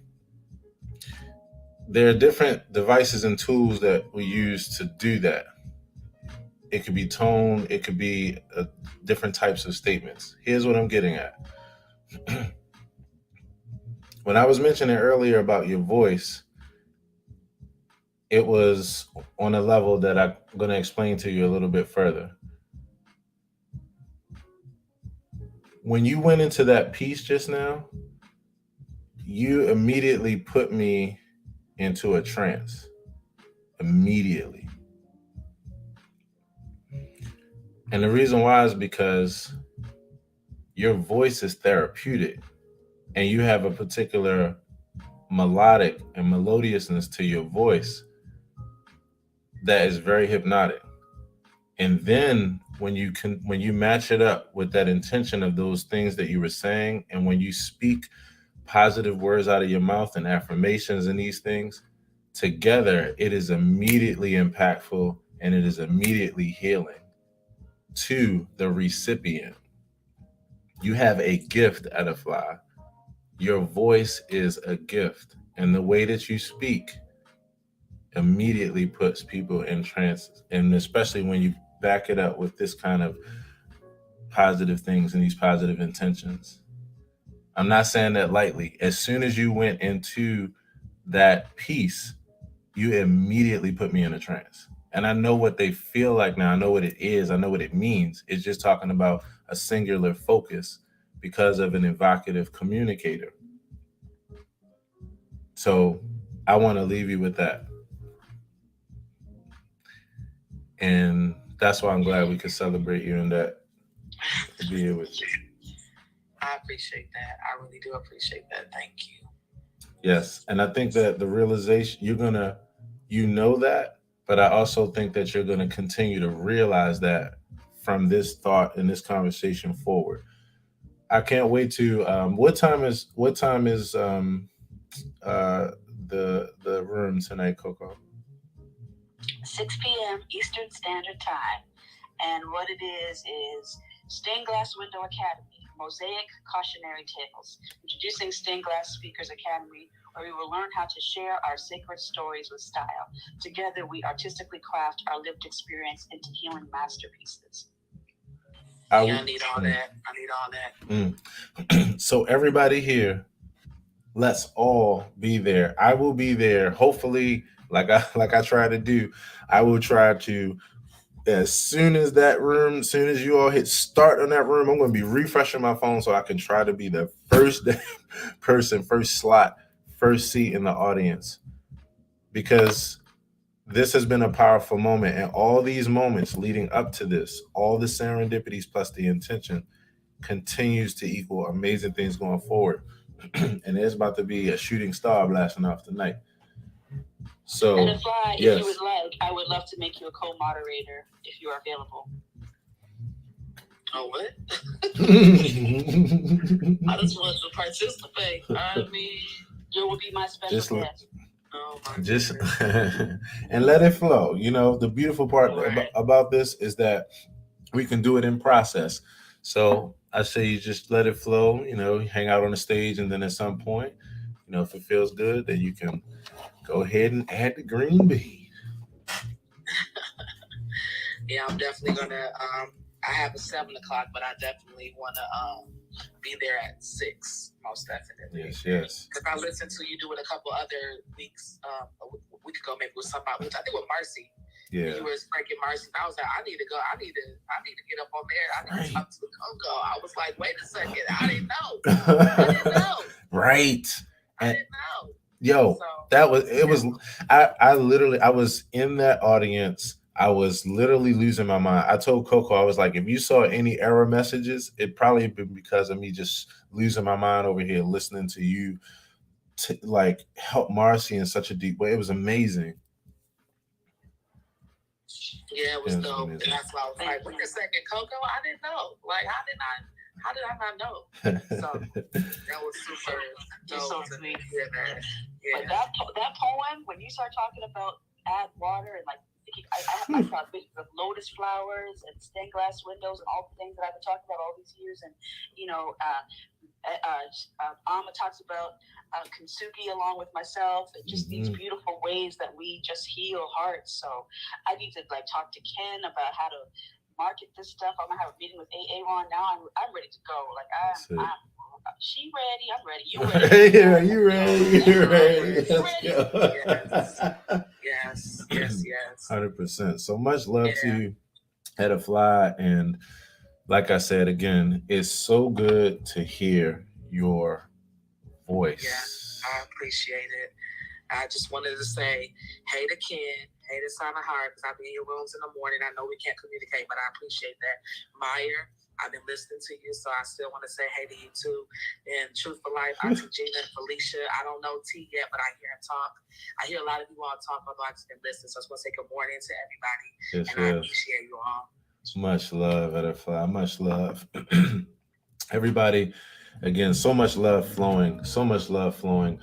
Right now, right as we jump into hanging out with the brother Ken, I want to do our quick group photo, AP Morning Show photo. So if you have the ability to, would love for you to come up to the stage to be a part of the group pic so that we can get in tight. It's a cool way for us to be socially distant but still tight. I don't know about y'all, but I feel like close when we're in this experience. You know, the lines are really removed from the equation. And so, yeah, if you would like to come up and mute your mics, please mute your mics. And then if you would like to just continue to hang out, you can definitely do that too. All right, everybody. So everybody's going to be in the picture regardless of where you are on the screen. We'll just do it this way so we can huddle in tight. So on the count of 3, everyone, we're going to open up our microphones and just say a huge AP Morning Show. Here we go. 1, 2, 2 3/4. I got Edify. I got Edify. Yo, damn! I just did my first prank on audio. Ken, come on, bro. I just pulled this shit off. That's amazing. Historic. Here we go. 1, 2, Trace. AP Morning Show. AP Morning Show. Yes. Oh man, good deal. Oh man, good peeps. And so much appreciate that. If you want to continue to hang out on the stage, by all means you can. We're going to be here till 10:30, chopping it up, hanging out in conversation. And if not, you can move back down to the audience and continue to enjoy yourself. You might be taking over the world behind your desk or laying your ass in bed. I get that. And so on that tip, everybody, let's open up our mics. Say what's up to the good brother, Ken Briscoe. Brother Ken, what up, yo? Hi, Ken. Good morning, Ken. Yes. Good morning. Good morning. How is everybody? Morning. I see you, Edify. Looks like looking real good too, by the way. Yes. Bro, did it? I don't now. Okay. When you came in the room, Ken, I can't remember. When you came in, was Edify already here and talking? I can't remember when you came. No, when I came in, she wasn't talking yet. Okay, cool. All right. So the reason why I said that is because I was going to say that even hearing her talk, and I know, first of all, can you agree with what I was saying? Is her voice not melodious? Yeah, absolutely. So with that, right, I was going to say, if you came in the middle of us talking, then yeah, you got some of that good flavor in your ear, but you didn't get all of it because you really don't get the whole Edify package unless you get that first "What up, though?" You know what I mean? Like you, and I just so happen to be spoiled. You know, I've been able to be spoiled. You know, to hear that from day one here in this experience. So yeah, man. When she starts with the "What up, though," when she opens up with that, it just sets the tone. It sets the yo. I'm glad you said it. That's confirmation number 3. Edify, you put us straight in just hearing your voice. Brother Ken, what's happening, family? How you be, bro? I'm hyped. I'm excited about everything. Yes. I know I sounded in my voice because I've been grinding, but yeah. It was funny. I had a conversation last night about how we set things like intention in our life and then we kind of forget about them. Right. But then years pass and you look back and realize that you literally have checked the boxes on all the things you set to do. Right. May not be in the exact order you wanted to do, right. but they all have come to pass. And, yes. Just reflecting kind of keeps me focused on moving forward. And yes. being able to get everything I think I can have. Bro, that's interesting you said that. I was in a room last night, and it's one of the few times where I actually walk down these streets and go check out other people's houses and go in their living rooms. But I'm always doing this so strategically. I wound up in a room where that became one of the topics of conversation there. The question was asked, after you have met your goal, after you've set your intention, met your goal, the good brother, his name is Aaron too, by the way, he said, what's the next thing that you do from there in order for you to keep yourself on track, in order to move yourself from there? And then he opened up the floor and, started calling on us. And as I was thinking, at first I was like, what's my thought about it? And it started with reflection. It started with resting, reflecting, revisiting, if I need to, reframing, reshaping, revamping, reviving, refreshing, whatever it is. And then moving forward from there. So it's why I can appreciate what you're saying, because that to me is how you move forward. It's really when you have something, you reach a certain point, you have a success. It's taking a second to look at what you did to get there and reliving that experience and reflecting on it, so that way you can move forward strategically too. Yeah, man. I'm thankful and grateful that I've been at least, I guess, blessed to have the kind of philosophy in life. Yeah. To be able to move without a lot of resistance. Yeah. When you're young, you resist everything, and that always creates that disappointment, right? But, yeah. As I've gotten older, I've learned to kind of understand that things are supposed to happen a certain way. Yeah. And if you set your intentions and have integrity, they will. Yeah. And it's just crazy, man. I was just, just on the side of one of the things in my career I've always wanted to do is start really doing commercials from a Black perspective. Broadcast commercials. One of the things I wanted to put in an agency was being able to be contracted to just literally tell a story from a Black perspective and from the nuances of a Black perspective, and not just having Black actors, right? In a Black environment, talking Black. Right. Right. The shell, but not the core, right? Yeah. And it's just that those things have literally just presented themselves during my career without me really pushing for them, or at least consciously pushing for them.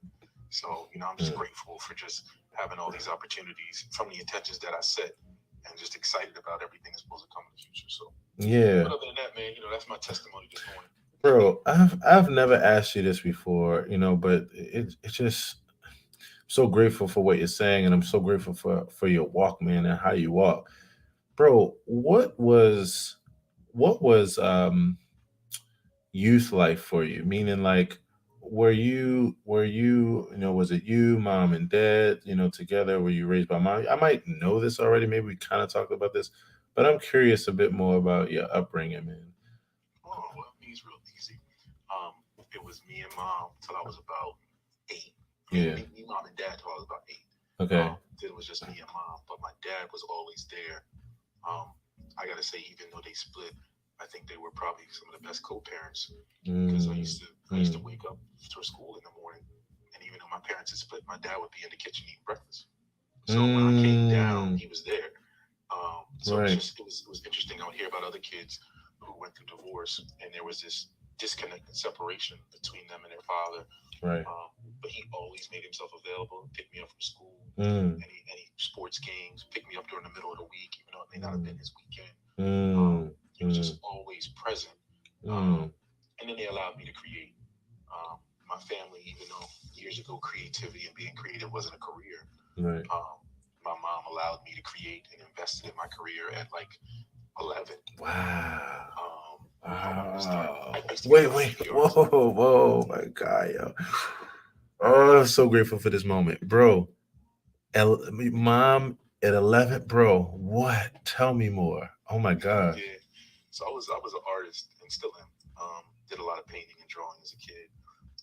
Never formally went to school, but was self-taught. Would always buy books and copy comics just to kind of hone my hand.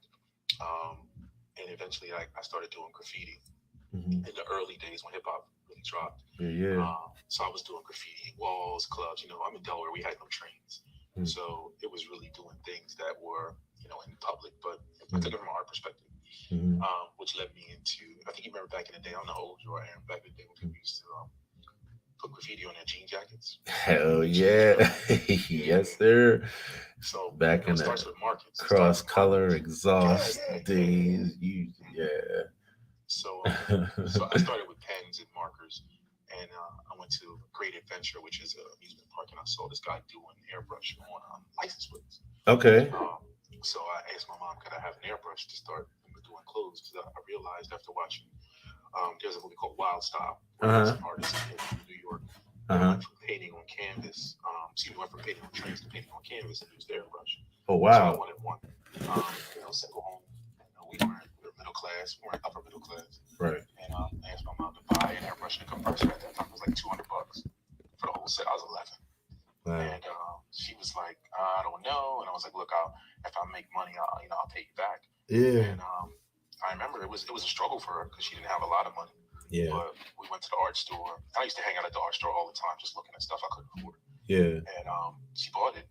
And then from there, there were literally, within 3 weeks, there were lines in front of my house of people waiting for me to finish their work. What? Coming all night long, yeah. What? And that started me in a business creative that has carried me to my 40s. Yo, oh my God. Did you just say that you were 11 and within 3 weeks of mom investing in this beautiful gift and this fun craft of yours that people were lined up? And, bro. Man, listen, it was being a black mom in a neighborhood that wasn't predominantly black. Right. It was uncomfortable, seeing all these people riding their bikes, showing up. Yeah. Folks who had access to cars, dropping off their stuff. Parents with their kids sitting out front in their cars waiting for me to finish their stuff. Me painting. Sometimes 2 o'clock in the morning with the porch light on. She oh just my let me go. God, bro. Yeah, she just let me go. Bro, what's mom's name, man? Oh, Kathy. Kathy. Yo, the nurturing of Kathy. Yo, let me tell you something. I always love, hearing about a person's story. And especially when it's someone who I jive with, like who I have a lot in common, like we cut from the same cloth, as they say, brother from another mother.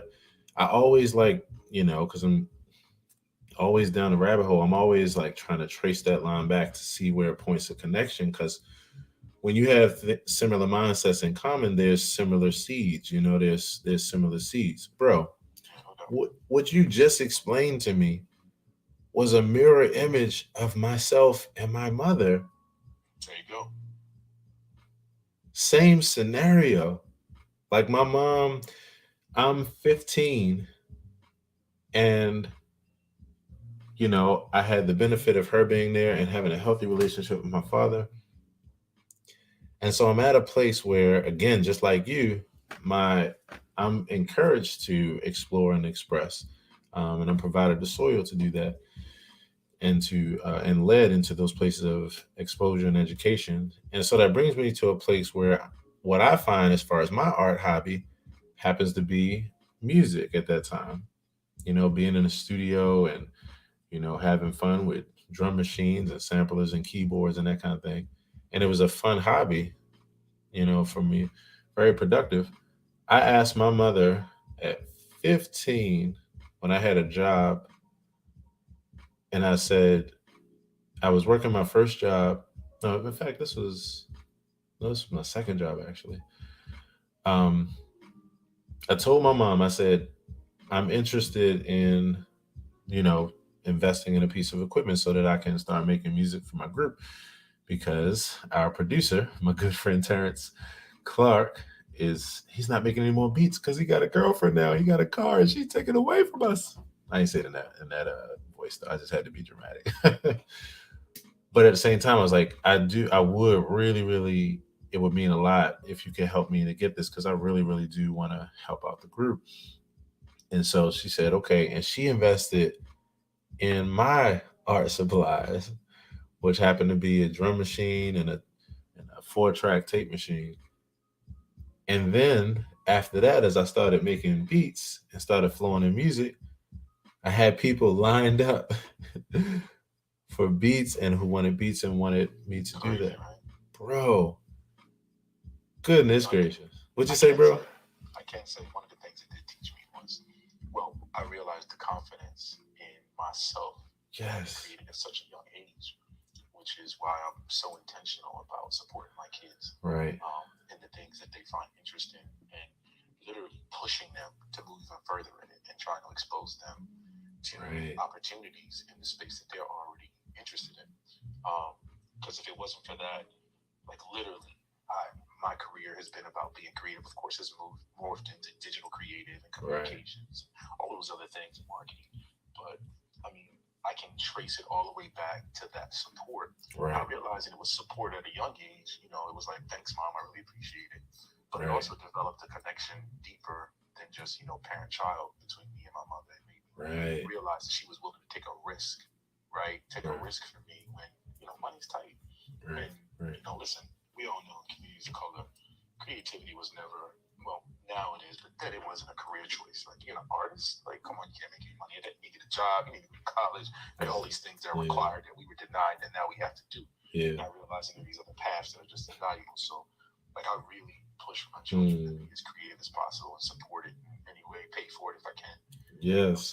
So that they can have the opportunities to grow. So, which is why I'm so passionate about really teaching other people how creativity is a true career path. Right. You just have to know the path. You got to know the steps. You got to know the game. But trust me, we're some of the most creative people. So being able to monetize it, make career out of it, is something I'm always going to push.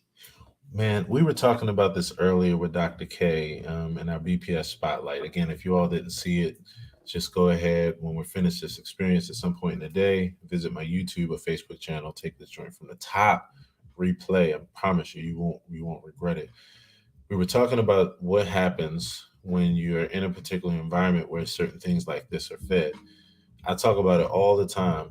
If it weren't for my mom, when I was 8 years old and gave her a Valentine's Day card or Mother's Day card and wrote just my few words of affirmation in that, which came in the form of a short poem, if it weren't for her telling me, wow, you're really good at this. Like, your words are beautiful.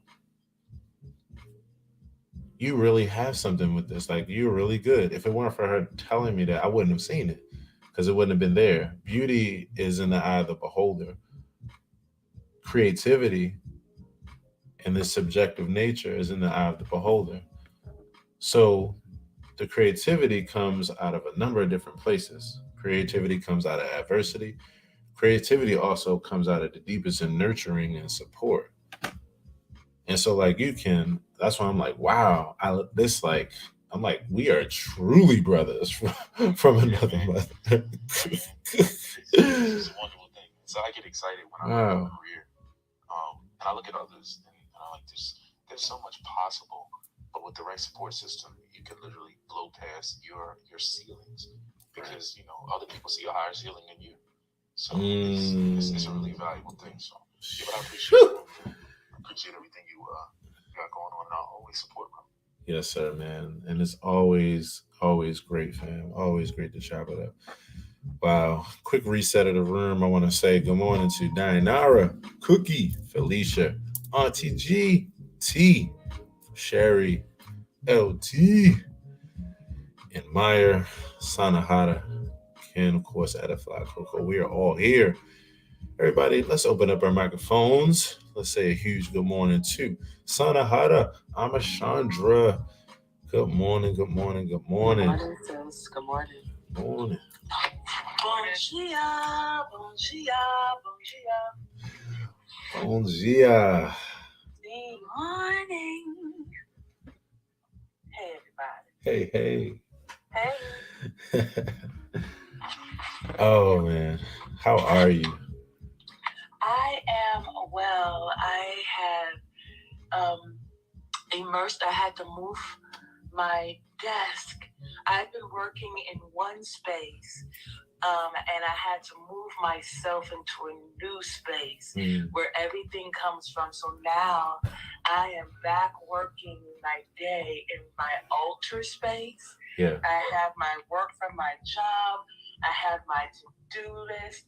I have all of my books, all my different texts for all of my teachings and trainings, because I'm a consummate student. So I am super well and in it. I am all the way in. I'm in. Yes. In here. Oh my goodness. I am loving that. There's been so many things that have unfolded in this room today. OMG. So I can only imagine what might be on your mind. Is there anything that we've talked about so far that just like, man, it just came up for you or resonated with you? To be honest, right now, I expect that when I come here. That's it, right? I am open to what the experience will unfold, what it's going to yield, because everybody's coming from such a their own unique place, and so when we hit the space, you just hear it. Like I didn't hear Coco earlier. I didn't hear what happened with with Shaq earlier. I jumped up when I came in and I saw Edify. I'm like, oh my God! So right. I was screaming like I was like, ah! And I get it. I definitely it resonated with me that she's in. Like I get that, but that's how you get it done. Like folk gotta miss you, and then when you come out, they're ready for it. They're ready because they've been missing. Right. So I love that. And I heard you and Brother Ken chopping it up, and the opportunity, for the what is it, stained glass speakers and all of what's going on with that. And I'm thinking about sea glass, and I think you're gonna create this ocean and smooth out them edges, so it's be all these beautiful people. Anyway, all this stuff is just going on. So this has just been a great day. That's what I'm going to receive in this atmosphere, the atmosphere you create. Yeah, it's been such a great day. Oh my gosh, it's been such a great day today. It's only 10 a.m. I know, right? That's what I'm saying. Like, it's only 10 a.m. Oh my God. Yeah. OMG. So what you up to? How you flowing this morning? Like I said, I have all of my things here. One of the things that's been really good for me today has been catching my self-limiting beliefs. I was in one of my classes for the African Mystery Schools last night, And our particular teacher, we're starting a new module, and she was really bringing up stuff that I knew, but her, you know how someone takes you that next little place up? Right. And so she was really on our abundance and prosperity consciousness and aligning with that around who we be. And I was like, how you gonna bring LT? You don't even know LT. She literally was like, who you be is it, and that's your energy in terms of, you know, you want to go here, but who you're being. Yeah. And so I did a whole process of recording a video to myself and saying and affirming and taking this video and then playing it back and getting up this morning and aligning with a being, you know, what am my energy that I'm going to be? And I have found that today is just fire. Like I said, it's been fire all along. It's continuing to be fire. Like that's what it's gonna be. But it's real. It's so real, and it's so real right now. But that's what I'm doing. Like I said, I got this device here. I even pulled up a message that I looked at around when I first moved to where I am, considering that I'm preparing to move again. And I was like, wow, I went through all these things, and boom, there I opened the page, and I'm like, I think I've done what I came here to do. So that's where I am. I'm present. I'm flowing with y'all. I'm just, you know, I'm doing my thing and crossing all things off my to-do list. If I get it done. When you just said come here to do, how did you just put that? You said come here to make it. It wasn't make it do what it do, but what it's. Oh man, you spoke of purpose in a particular way just now that hit me. You know, I wish I could remember it, but I can't. You already know. It's done. Yeah, it's the beautiful improv of life, and just this is the thing I love about what you're saying. Like, you know, every day we have this awareness of who we are as creators in our life, right? And our ability to take hold of our lives and to grab and mold and shape. And that realization, you know, when you have that moment, you know, when you grasp that moment again, it comes to visit you again, right? It just visits you. You're like, oh yeah, like, yeah, that is what it is. You know, it's such an amazing moment. Oh my gosh, it's such an amazing moment. I think that that's the solution. That's the answer. How do we stay in that state, right? How do we stay in that state? So yeah, being here, I'm looking at it. It's like you're never off track. I'm looking at all these things. I'm like, you done pulled over here to yourself 1, 2, 3, 4, 5 different journals, books, and I'm looking through these things, and I'm like, yo, just can't you. I don't even worry. I have been being. So yeah, it's good. Like it's some goodness in my world. So I'm just enjoying this atmosphere. I love what's created here. I love it.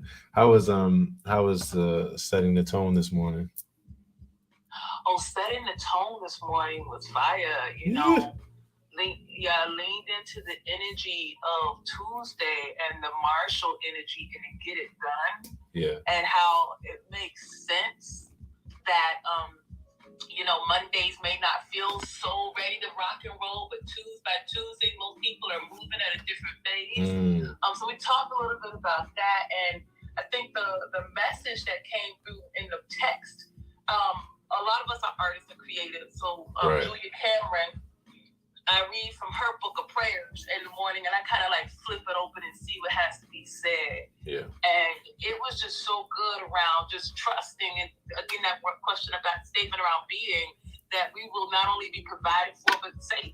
And that is like foundation. That's like the root. You know, you feel cared for and provided for and safe. At that point, you know, you climbing up that Maslow's hierarchy of needs in a profound way. Right. Take care of those. So speaking of the Maslow deal, Coco, I'm not sure if you're available, but you have a concept of Maslow upside down, and it always comes to mind for me because of how much I understood it when I first heard the words come out of your mouth. And how upside down Maslow. Yeah, self-awareness. Do you have a couple seconds to share that with me again? Like I just because I want to anyway, do you have a couple minutes? Yeah, I can say it. So I'll try to say it as quick as possible. So when I first learned about Maslow's hierarchy of needs, it was, you have to have strong base: food, clothing, shelter, then security, predictability, order, self-love and all that stuff. And then very top is self-actualization. And when that whole triangle is full and the bottom is solid, then you can self-actualize. It makes it like these bottom pieces are the building blocks for you to be able to be free to self-actualize. Right. But what happened with me was when I became a teenage mom and I was rejected and what have you, my triangle flipped upside down when I was asked to speak as a teenage mother, and I had to self-actualize with no security, predictability, order, no love, acceptance, or comfort, no food, clothing, and shelter. I was barely able to get my apartment. And in flipping my triangle upside down and self-actualizing, that was what filled my cup. That's what filled up my triangle, because on that stage I got acceptance, not from my family, but from my audience. Right. I got acceptance, I got love and all that. And then that became my business, which brought the security, predictability, order, which then paid for my food, clothing, and shelter. Wow. And so I believe that for those of us who don't have that foundation, we just have to flip our triangle upside down. And yes, it feels weird because you're bouncing on the tip.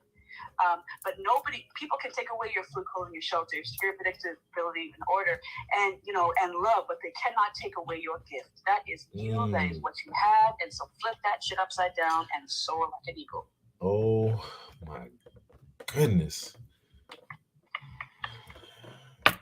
Really love that, Coco. Oh, I do, because when we talked last night in our class, we were sharing how I'm clear that I'm in the space of self-actualization, but that meme or that video where they say people think success looks like this and it's a straight arrow and it's pointing this way?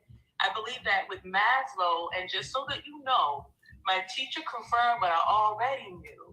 He took teachings he received from indigenous cultures and took that and then revamped it into his teachings, Yeah. But but the message was, you think it's the straight linear ideal, and that's really the illusion they placed on us in our world. And when they say what success actually looks like, and then all these squiggly lines and all these things trying to get there. For me, what I wanted to share with what you said that I was sharing with my teacher, it's a back and forth, it's an up and down. You're in your self-actualization. It really talks about your self-knowing. And so as you know yourself, you have these moments where you can stay aware of what you don't know. You can go deeper in. Like, I'm feeling good, but hold on, that just brought me this thing around love and belonging. Or this just brought me this thing around my aesthetics. Or this just brought me this thing about my security or my physiology. And so you just kind of, in your knowing, you can teeter and maintain that balance of you being aware of what you need so that you can bring yourself and stay in flow. You stay, because it's not dynamic. It's, it's not static. It's a dynamic, ever unfolding process. So that's what I think I love it. I love that when you flipped it, that was another opportunity to get out of that structure. Like somebody told you how it was supposed to be. You turned it on its head. So I love that. I really do. Yeah. Oh my goodness. Thank you. Yeah, I love what you said there, Alma. It makes so much sense. The way that when I hear your story, Coco, and even what you just mentioned is interesting, because it's like at that moment, I look at how the self-actualization went from where it was to exploding. And I look at what you said there about how this is where you felt love. This is where you received that love. And that love came from exactly what you mentioned, and here it is, you're with your peers, you're with people who you can definitively relate to, they can relate to you. But you come from a path where you didn't have that kind of appreciation, and to be able to have that in that moment and then that love blossom like that, self-actualization, it was like you were pushed to it, given the opportunity there, and then the flourishing of what you were receiving on the other side from all those that were touched by them seeing a mirror in you and being able to relate, and them being touched by your words and your walk. It's what makes me really, I guess you could say, understand just on deeper levels how we experience what we do and what shapes us, what molds and shapes our lives, or what molds and shapes our thinking, or what molds and shapes who we are and where we are. It's so fascinating. Anybody else have any thoughts that it sparked up for them that's hanging here on the stage? By all means, love to hear from you. Love to hear from you. Yeah, powerful things, powerful things. Well, let's say what's up to LT. What it be, LT? LT, what it be? What it be? What it be, family? What it LT? Grand Rising, LT. Love Rising. Good morning, LT. Good morning. What it do? Let it fly. What it do? Good morning. Good morning. Yes. OMG. I love that everybody got a special way. Right. I was just thinking that. Yeah. I love y'all, by the way, and there's nothing y'all can do about it. How about that? Woohoo. I'll take it. Right. I was just about to say. I gave it. I don't even say that. I don't even want it back. Yes. There is so much love to go around. And again, it feels like you just completed the equation just now. It was just like the closing of the circle. Like, boom, here we are. The family, the love, all the love is here. Let's get it, LT. Oh my gosh. We have some beautiful people in our family. I just gotta tell y'all that. We have some beautiful, y'all some beautiful people. I tell you, y'all some beautiful. I think our brains all think alike because I do the same thing to the Maslow. Okay, well, my daughter just left out and didn't even say goodbye. I came outside to say, have a nice day, and she's gone. So, wow. Okay. She's like, she was gone. She did. She on third gear right now. Open. She on third gear. She downshifting. She already had a job. You know what? I used to always have this thought about why is the triangle flip down like that? But anyway. Not anyway. You better speak on that shit. Oh my God. I'm like, why is it flip down? We're always evolving up and out. Yes. So anything should be down. Yo. The point should be down. Do you oh my gosh. But check this out though. I'm gonna give you this. It's both and. Here's why. Are you a fan of the pyramid at Giza or any pyramid?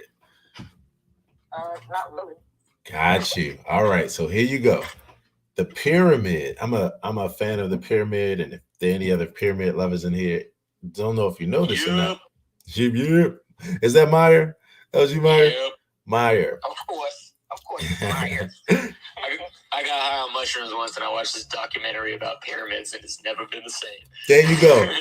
There you go, LT. So we know the next journey. No, next up on LTTV, LT with mushrooms, looking at pyramids in the Bay Room. No, I was kidding. So yeah. So here's the thing. Okay. And maybe this, I think, LT. Now, if I'm successful at this, LT, then you have to, let's see, what I don't know. Forget it. I'll come back with some kind of thing. Anyway. All right. So the representation of the pyramid is a representation of light from its source, radiating outward. A pyramid is a symbol that, even though we see it as the triangle on the ground like that, it makes sense from the perspective of light. If you're looking at the earth from the perspective of light, the point at the top represents the source, and the bottom of the pyramid represents the opening of the light. It's like how you look at like if you stare up at a lamp at night, or the sun. It's meant to represent the sun, especially in the pyramid. Now, you are light and truth, LT. So LT, all I want to know is, after that explanation, what it be? It still be the same. It wouldn't be right if you said that. Please do. Nothing deep. I think it's both and in the sense of the Merkaba. Are you in the sacred geometry, LT? No, ma'am, I'm not. Go ahead.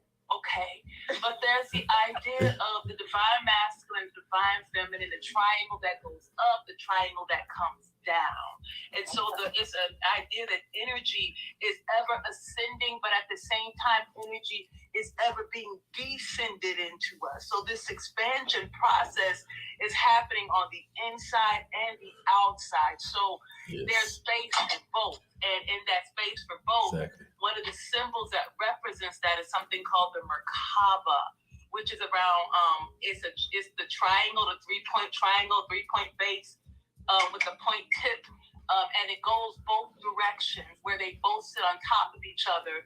And we are centered, our heart kind of space is centered in the middle of it. Yeah. But that the energy is allowing us to continue to bring this wisdom down from source. That's that wide bringing. Yes, there you go. And then as it's coming down, we're continuing to expand up even higher to access greater places. So I just wanted to bring that to you around both and I'm complete. I like the fact that she started that off with nothing deep, but it was deep. You know what I love is that listen, as long as you got folks around you that know something, then you know it too. That's it. That's it.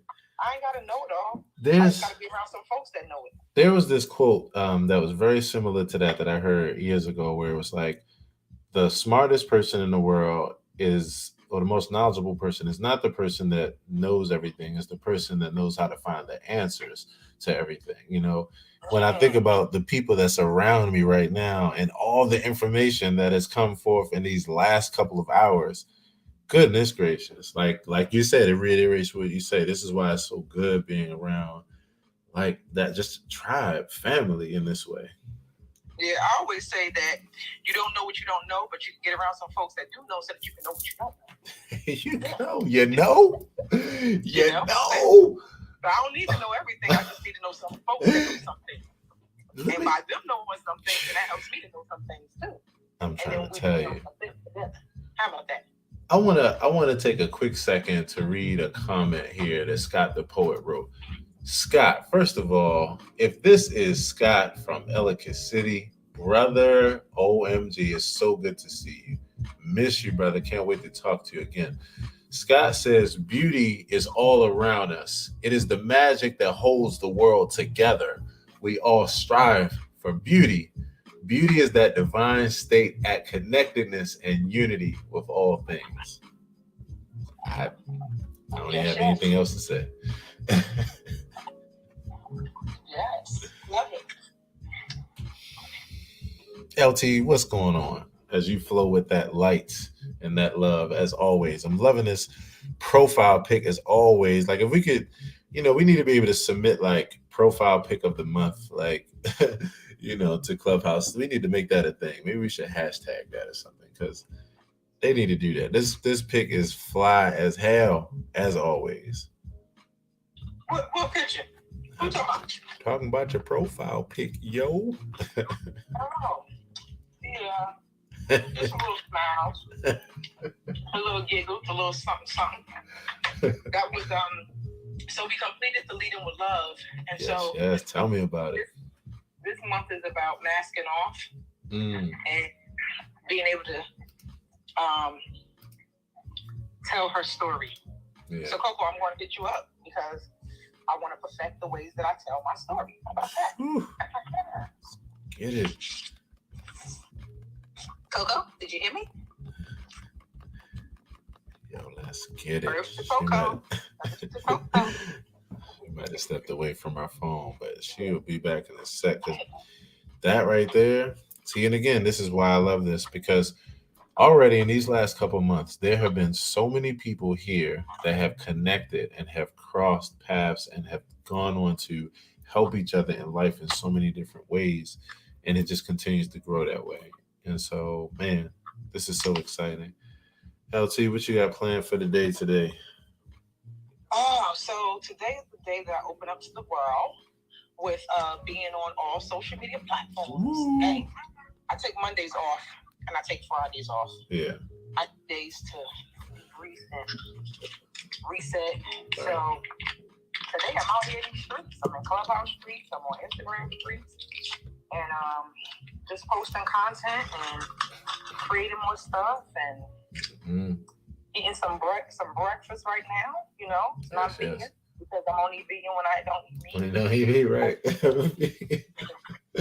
But I have my beautiful mug that says, "It ain't easy being queen." And then when you get down to the bottom of it, once you finish sipping all of it, it says, "But practice make perfect." So I got a beautiful mug that says that. So man, I just want to enjoy this life, man, that I have today. Right. You know, nothing special. I am looking to get into some skates. So if anybody know anything about skating and the proper skate to get, please let me know. I want to skate. Yo, I love that. Getting into skating, yo, that's dope. Yeah, that's so dope. I can see you now. Wait a minute. What kind of skates are you gonna do? You doing rollerblading? You doing skateboarding, or you doing what kind of skating? Just roller skating. Is that the kind of skating? I'm not skating. No, I was. That's what regular roller skates. You gonna roller skates? You gonna be roll bouncing up. Yo, you have no idea. Listen, hold up. I'm playing this track in the background, right? This is my remix of Erykah Badu's Apple Tree. And I'm imagining in my head right now, seeing LT out on the roller skating floor, you know, going around like dancing and shit. Like, come on, yo. That's so dope. That is so dope. You about to be skating, yo. That's so fly. I just, I want to tap into more of the things that I did as a child. Right. And so we used to roller skate in my neighborhood. I'm going to teach my daughter how to play hopscotch. Man, the old games, yo. Hopscotch was how to play jacks. So I'm going to order some jacks. Jacks, hell yeah, jacks. Yo, jacks. I grew up around that game. Oh my gosh. Hold up. Who used to play this game? Hands up and 85, something like that. Remember that game? Going to get. Nobody know how to play the game? Wait a minute, I never heard that before. You said hands up. So you go hands up, right? Yeah. And everybody's in a circle, and they tell the year, and then it says they pick a topic, and you have to name something under the topic on that beat. I never heard that before. Hands up 2021. Going to get names of colors. It says one apiece, no repeat, no hesitation, no demonstration. Ready? Let's go. And then everybody would name 2 colors. Yo, that's dope. Y'all didn't play that game. Now I know I'm not that old. Come on. Yo, maybe it was. Now, was this? What do you think this is possibly an area thing? Like it was a Jersey thing, or was it like? Yo, you got okay. So here's the thing. Maybe this might be a good thing, because I was just about to ask you: is there a way for us to translate that here one day? Like, is it something we could play like digitally, like or audio like this? Yes. Okay, cool. So boom. So that was the reason why nobody here ever heard it, because it was meant for us to learn it from you and play it here. Oh, wow. Okay. She said, "Oh wow." She said, "Oh wow." Okay. Yeah, I was wondering, Sherry. Yes, ma'am. Yeah. No, you know what? We played something similar. I don't remember how it went, but it wasn't those exact words. But yeah, it was like we had to name stuff. I do remember that. I just don't remember exactly how it goes. Sherry, you came in right when she mentioned playing jacks. Did you play jacks? What? Right? Oh my God. I knew it. We'd be on the front porch playing jacks, and don't let the ball roll off the porch, because then you had to start over again. It was the worst. Yes. Yo, hold on. Here's the funny part. I didn't know you played jacks, but literally, serendipity plus intention. You showed up right when she said jacks, and me thinking about some other things that I know about, like, you culturally and that kind of thing. I'm like, I think Sherry probably not only played jack, like she played jacks. So for you to be like, what? Yo, that's classic. So this little competitive nature of mine did not come. Right, Jax was that game, yo, Jax brought out the competitor in everybody. They had like 12 guys and 4 girls. So I grew up with the boys. Like for me, it's a thing about like having a clean car. It's because of the boys. Like they would clown you if your car wasn't clean. They'd be like, "Yo, why your car look like that? Oh my God, you gotta wax the wheels and blah blah blah." Right? So now that's the thing. Your sneakers, like you gotta have Air Force Ones, and they can't have a crease in them because then you gotta go get a new pair. Like it was a thing, right? So then the girls, we all were like, okay, you know, we played hard too because we played with the boys, and the boys looked out for us when we were outside of the neighborhood. Yo, that's, as they say, those are the good old days, you know. The good old days. Wait, LT. Did you have days where you were just sitting on the front porch playing spades until the sun went down? Oh, yes. Yo, listen, my grandmother used to play this game called Pluck. Have you ever heard of Pluck? I have heard of Pluck. Oh, so, shit. Pluck a card from somebody. So that's a jail game, right? That I brought home from the jail when I was a correction officer, and I told my grandmama to not play. And they got something called speed and spit. So yeah, I played all. Oh yeah, we played spit, seriously. I heard of Pluck, but we played spit. Mm-hmm. I'd like to interrupt this moment with a special report. Sorry, we were having a moment.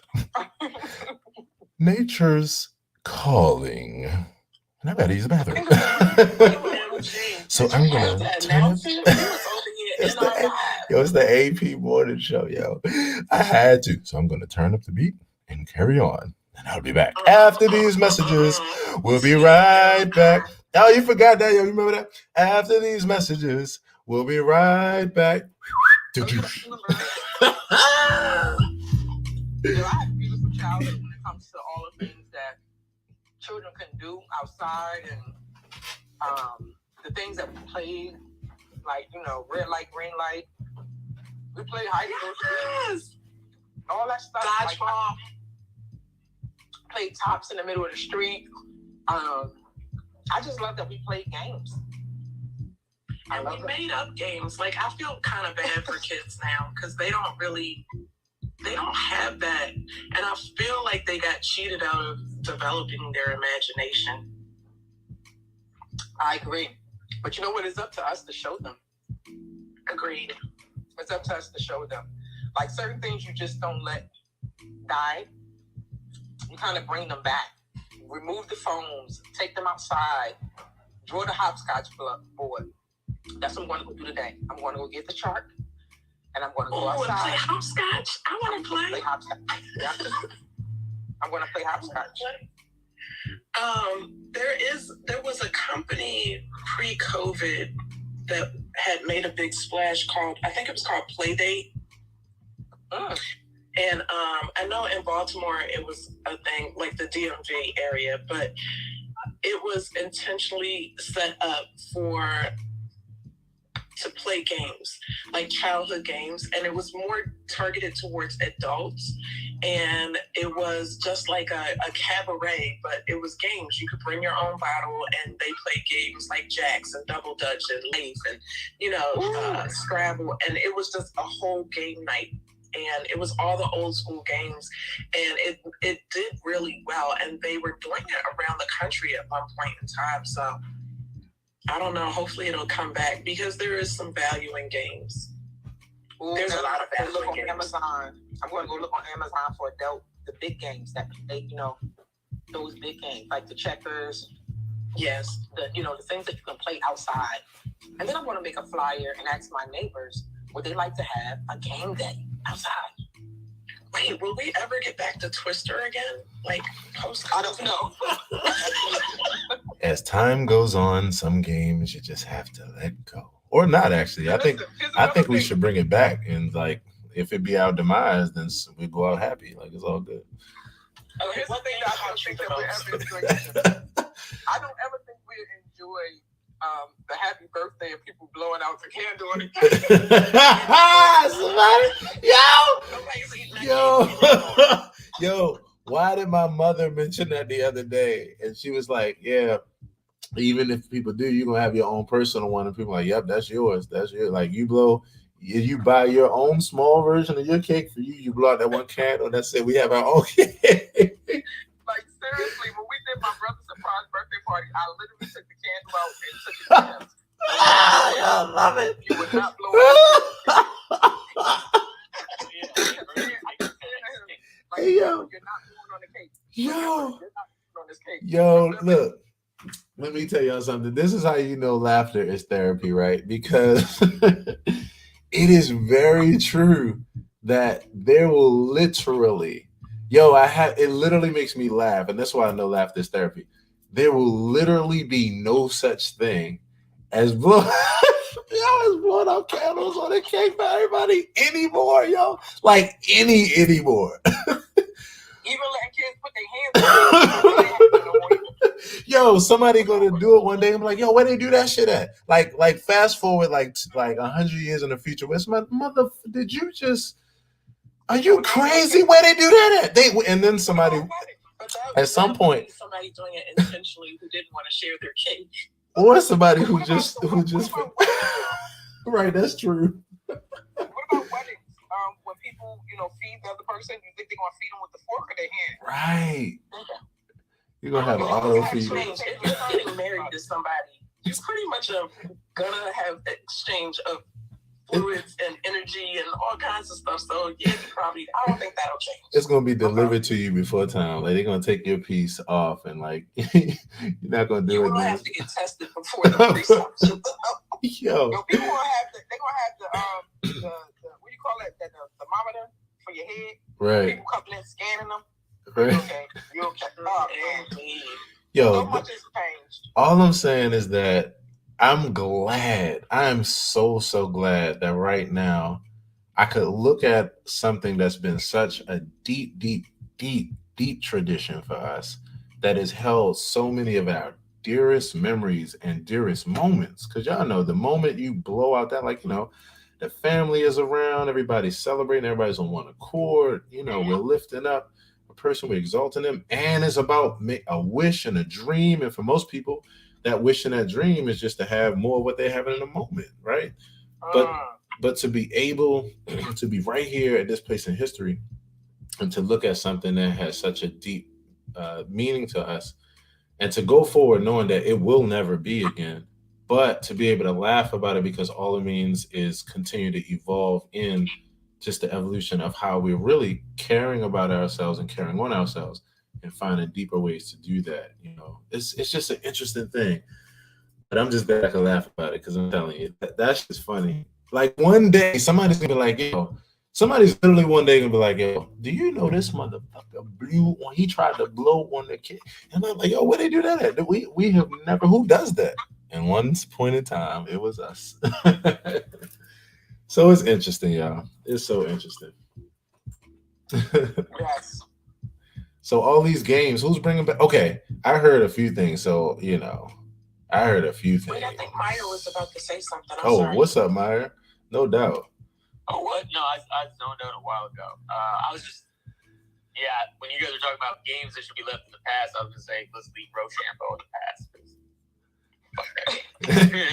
What game is that? Yeah. You guys don't know that one? I guess maybe it was just a 90s thing. People just scream Rochambeau and kick you in the balls. Wait a minute. Yo, what the fuck? That was a game? Yo. I mean, I don't know how it was. Never heard of it. Yo, what the fuck, yo? Wait a minute.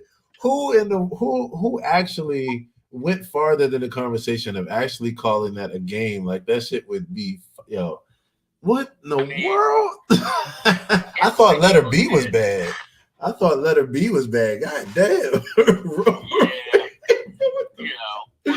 That's terrible, yo. I never heard of this. Yo, elementary school kids kicking each other in the balls. That was one of those like contained communities, man, where like y'all were the only ones that thought that everybody was playing that. And that's what made you go along with it, because that shit is crazy. Yeah, it's not, I didn't like it. I was like, why people play this game? Yeah, that's awful. That is awful. So I think about games like Letter B and Snatch Pops and all of these games. Left Hand we used to play. Like, it's interesting because that was one of those. That hands down. What'd you say? I went left hand down, hands down. Right. I can't do a thing with my right hand. Oh man. So I just think about those games. It's interesting. Oh, I'm Go deeply ahead. left-handed. Deeply left-handed. Wait, who can snap with both of their fingers? I can.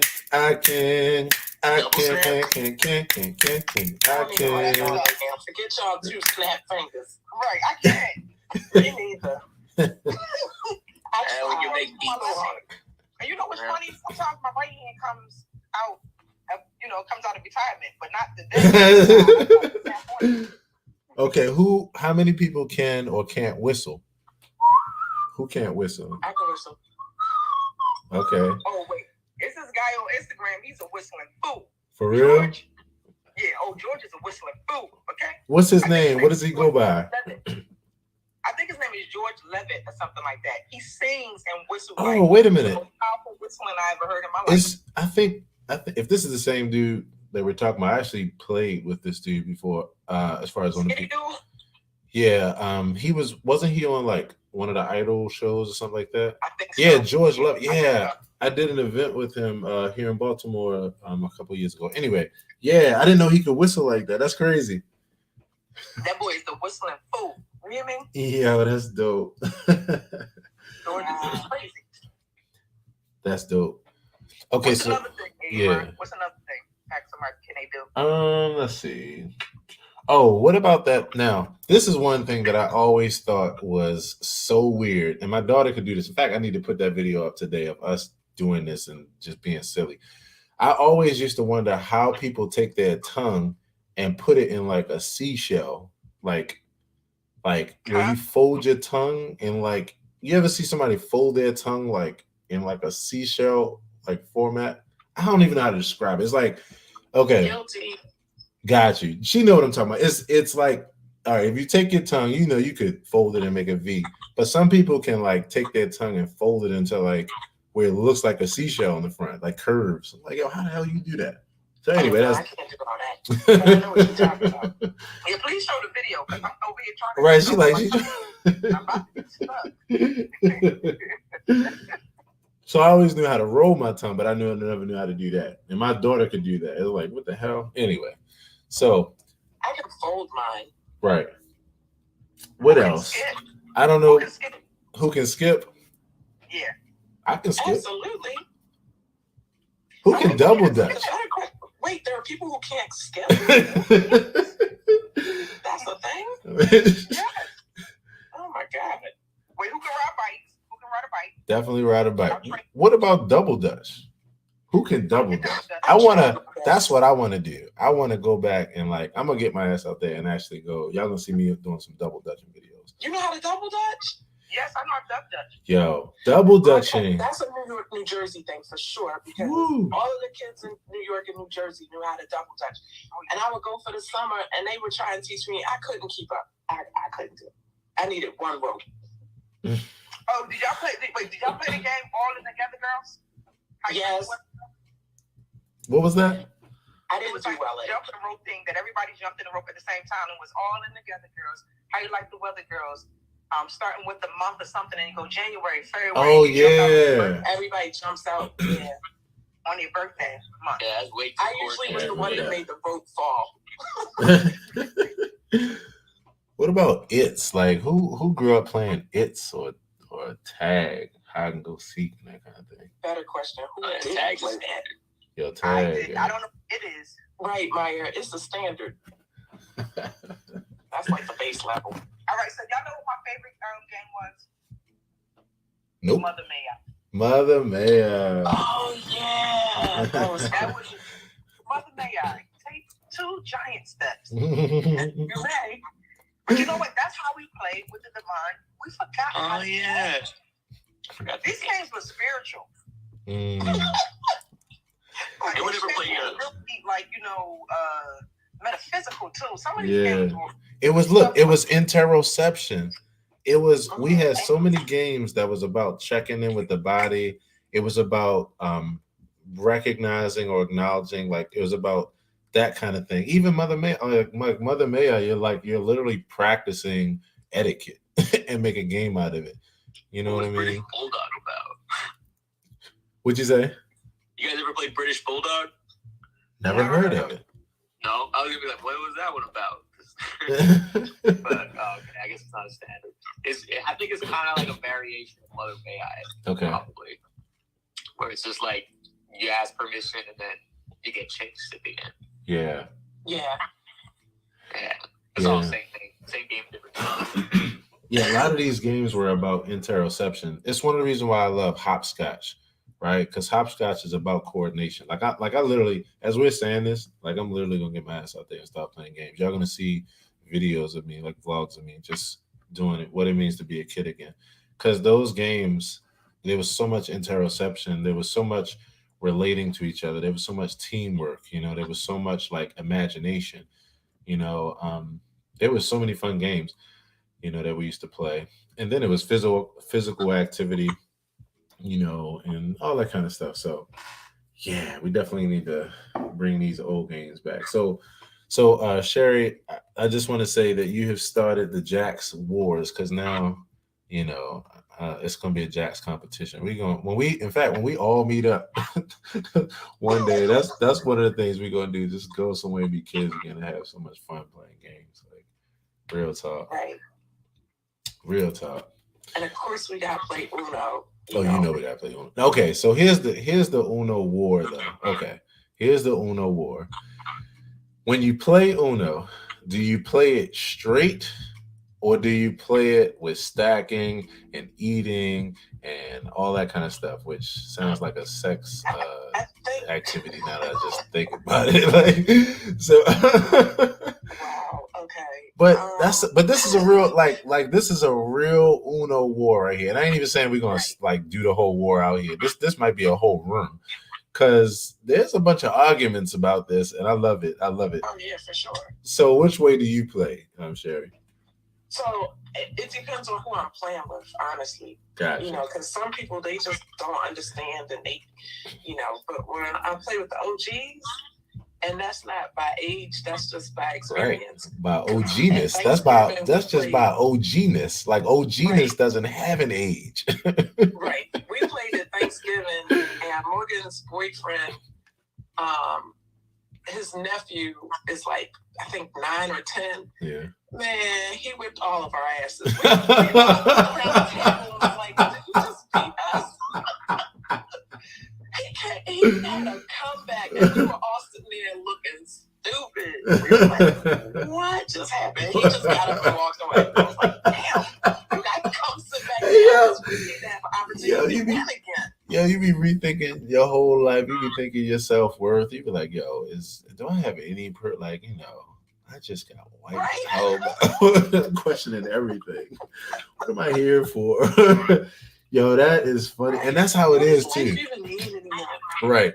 That's what I love about like Uno, because Uno, OG-ness isn't an age in Uno. Shit, like some of these kids will whoop your ass in Uno.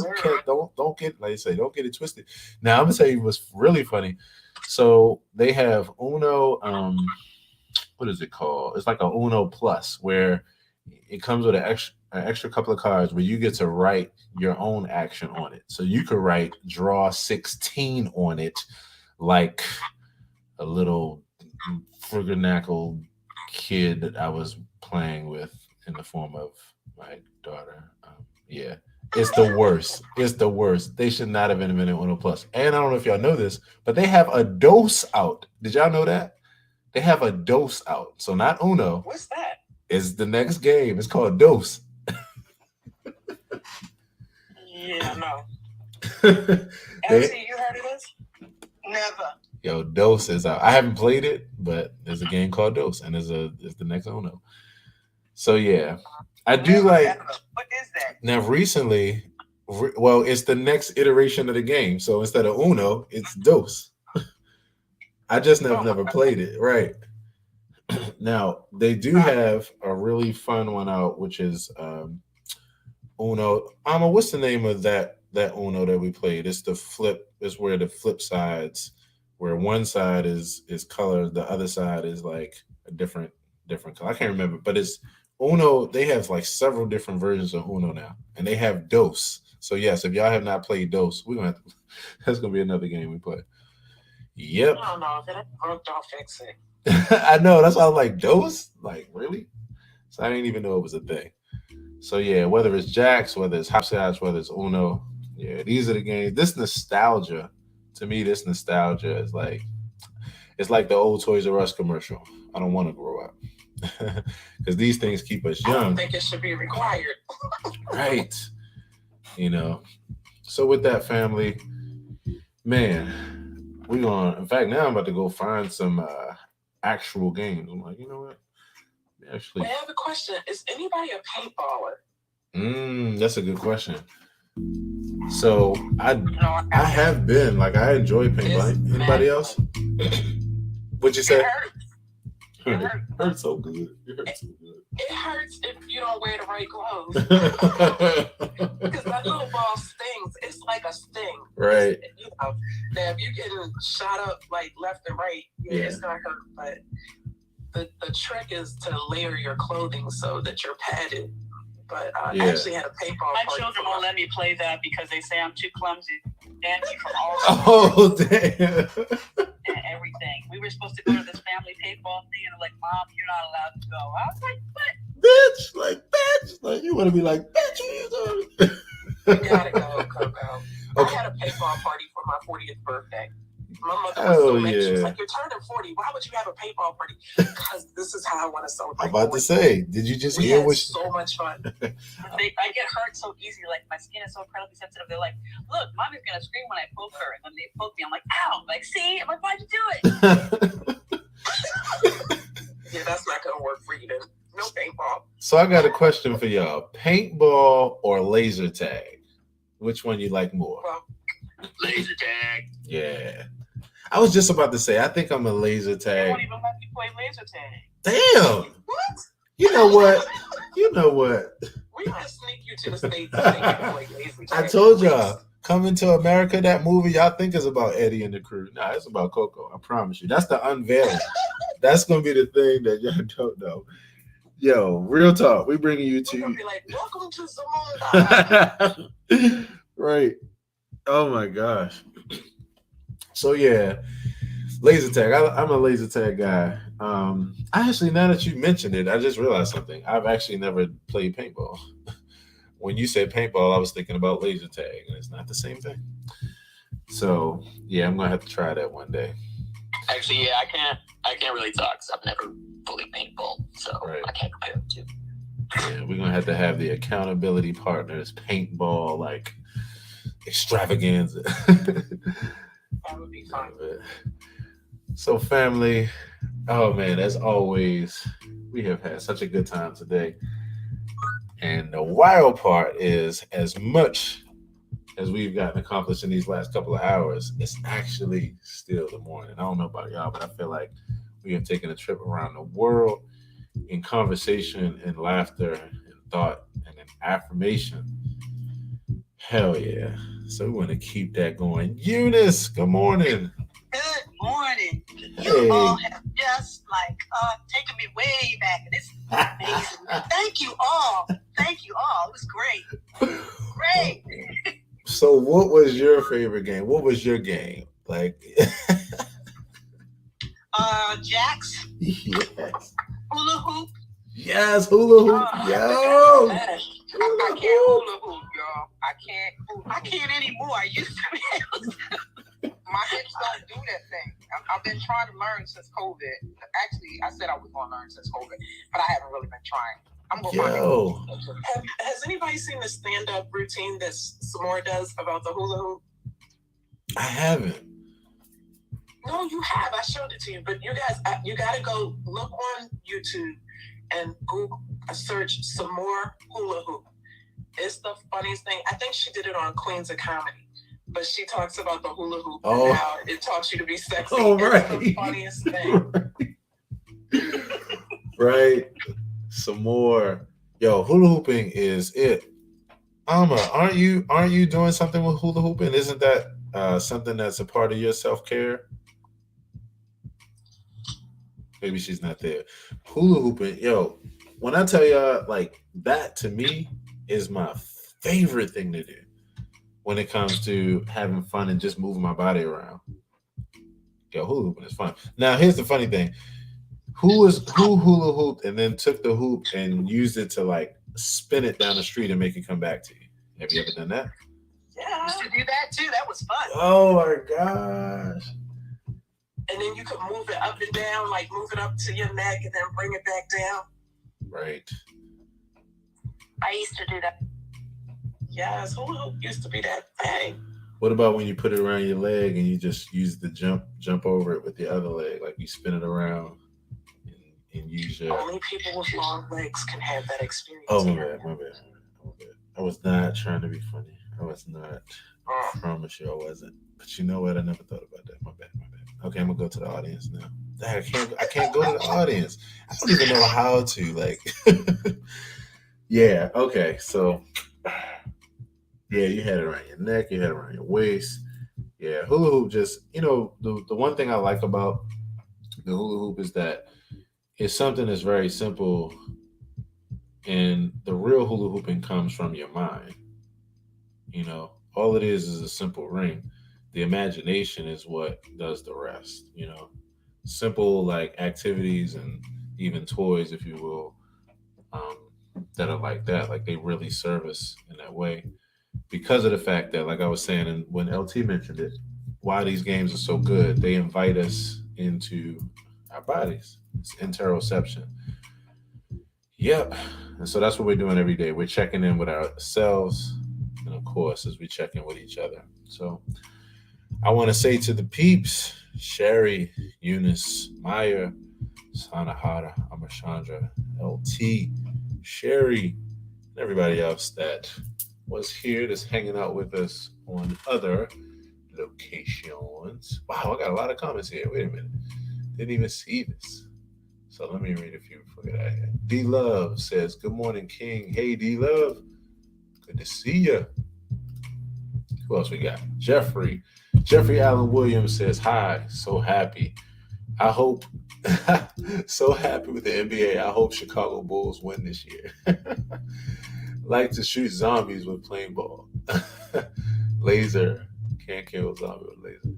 Yo, you are hilarious. Bro, you got to come over here to Clubhouse, man, because you wrote 469 million messages, and I appreciate you, but you should just come on over and talk to us, bro. Oh, man, I'm sorry to hear that. You were unlawfully arrested twice. Wow, that's terrible, brother. Terrible. Yeah, thanks so much for hanging out. I like that. This year, bro, this is the year. 2021, let's get it. So everybody, with that, I hope that you all have a wonderful day today. Hope you've enjoyed this time. I sure have, as always. Tomorrow, looking forward to it because our BPS Spotlight at 8 a.m. every day now is starting to be lit with some of the most amazing people coming through. So yeah, I look forward to seeing you all tomorrow, family. 7:30 a.m. to 10:30, of course. And so last one, let's open up our microphones, everybody, and let's wish each other on an amazing day today. Take care, family. See you all tomorrow. Have an amazing day, everyone. Love y'all. Have an amazing day. Thank you. Bye. Much love. Have a great day. Much love. Much love. Much love. Much love.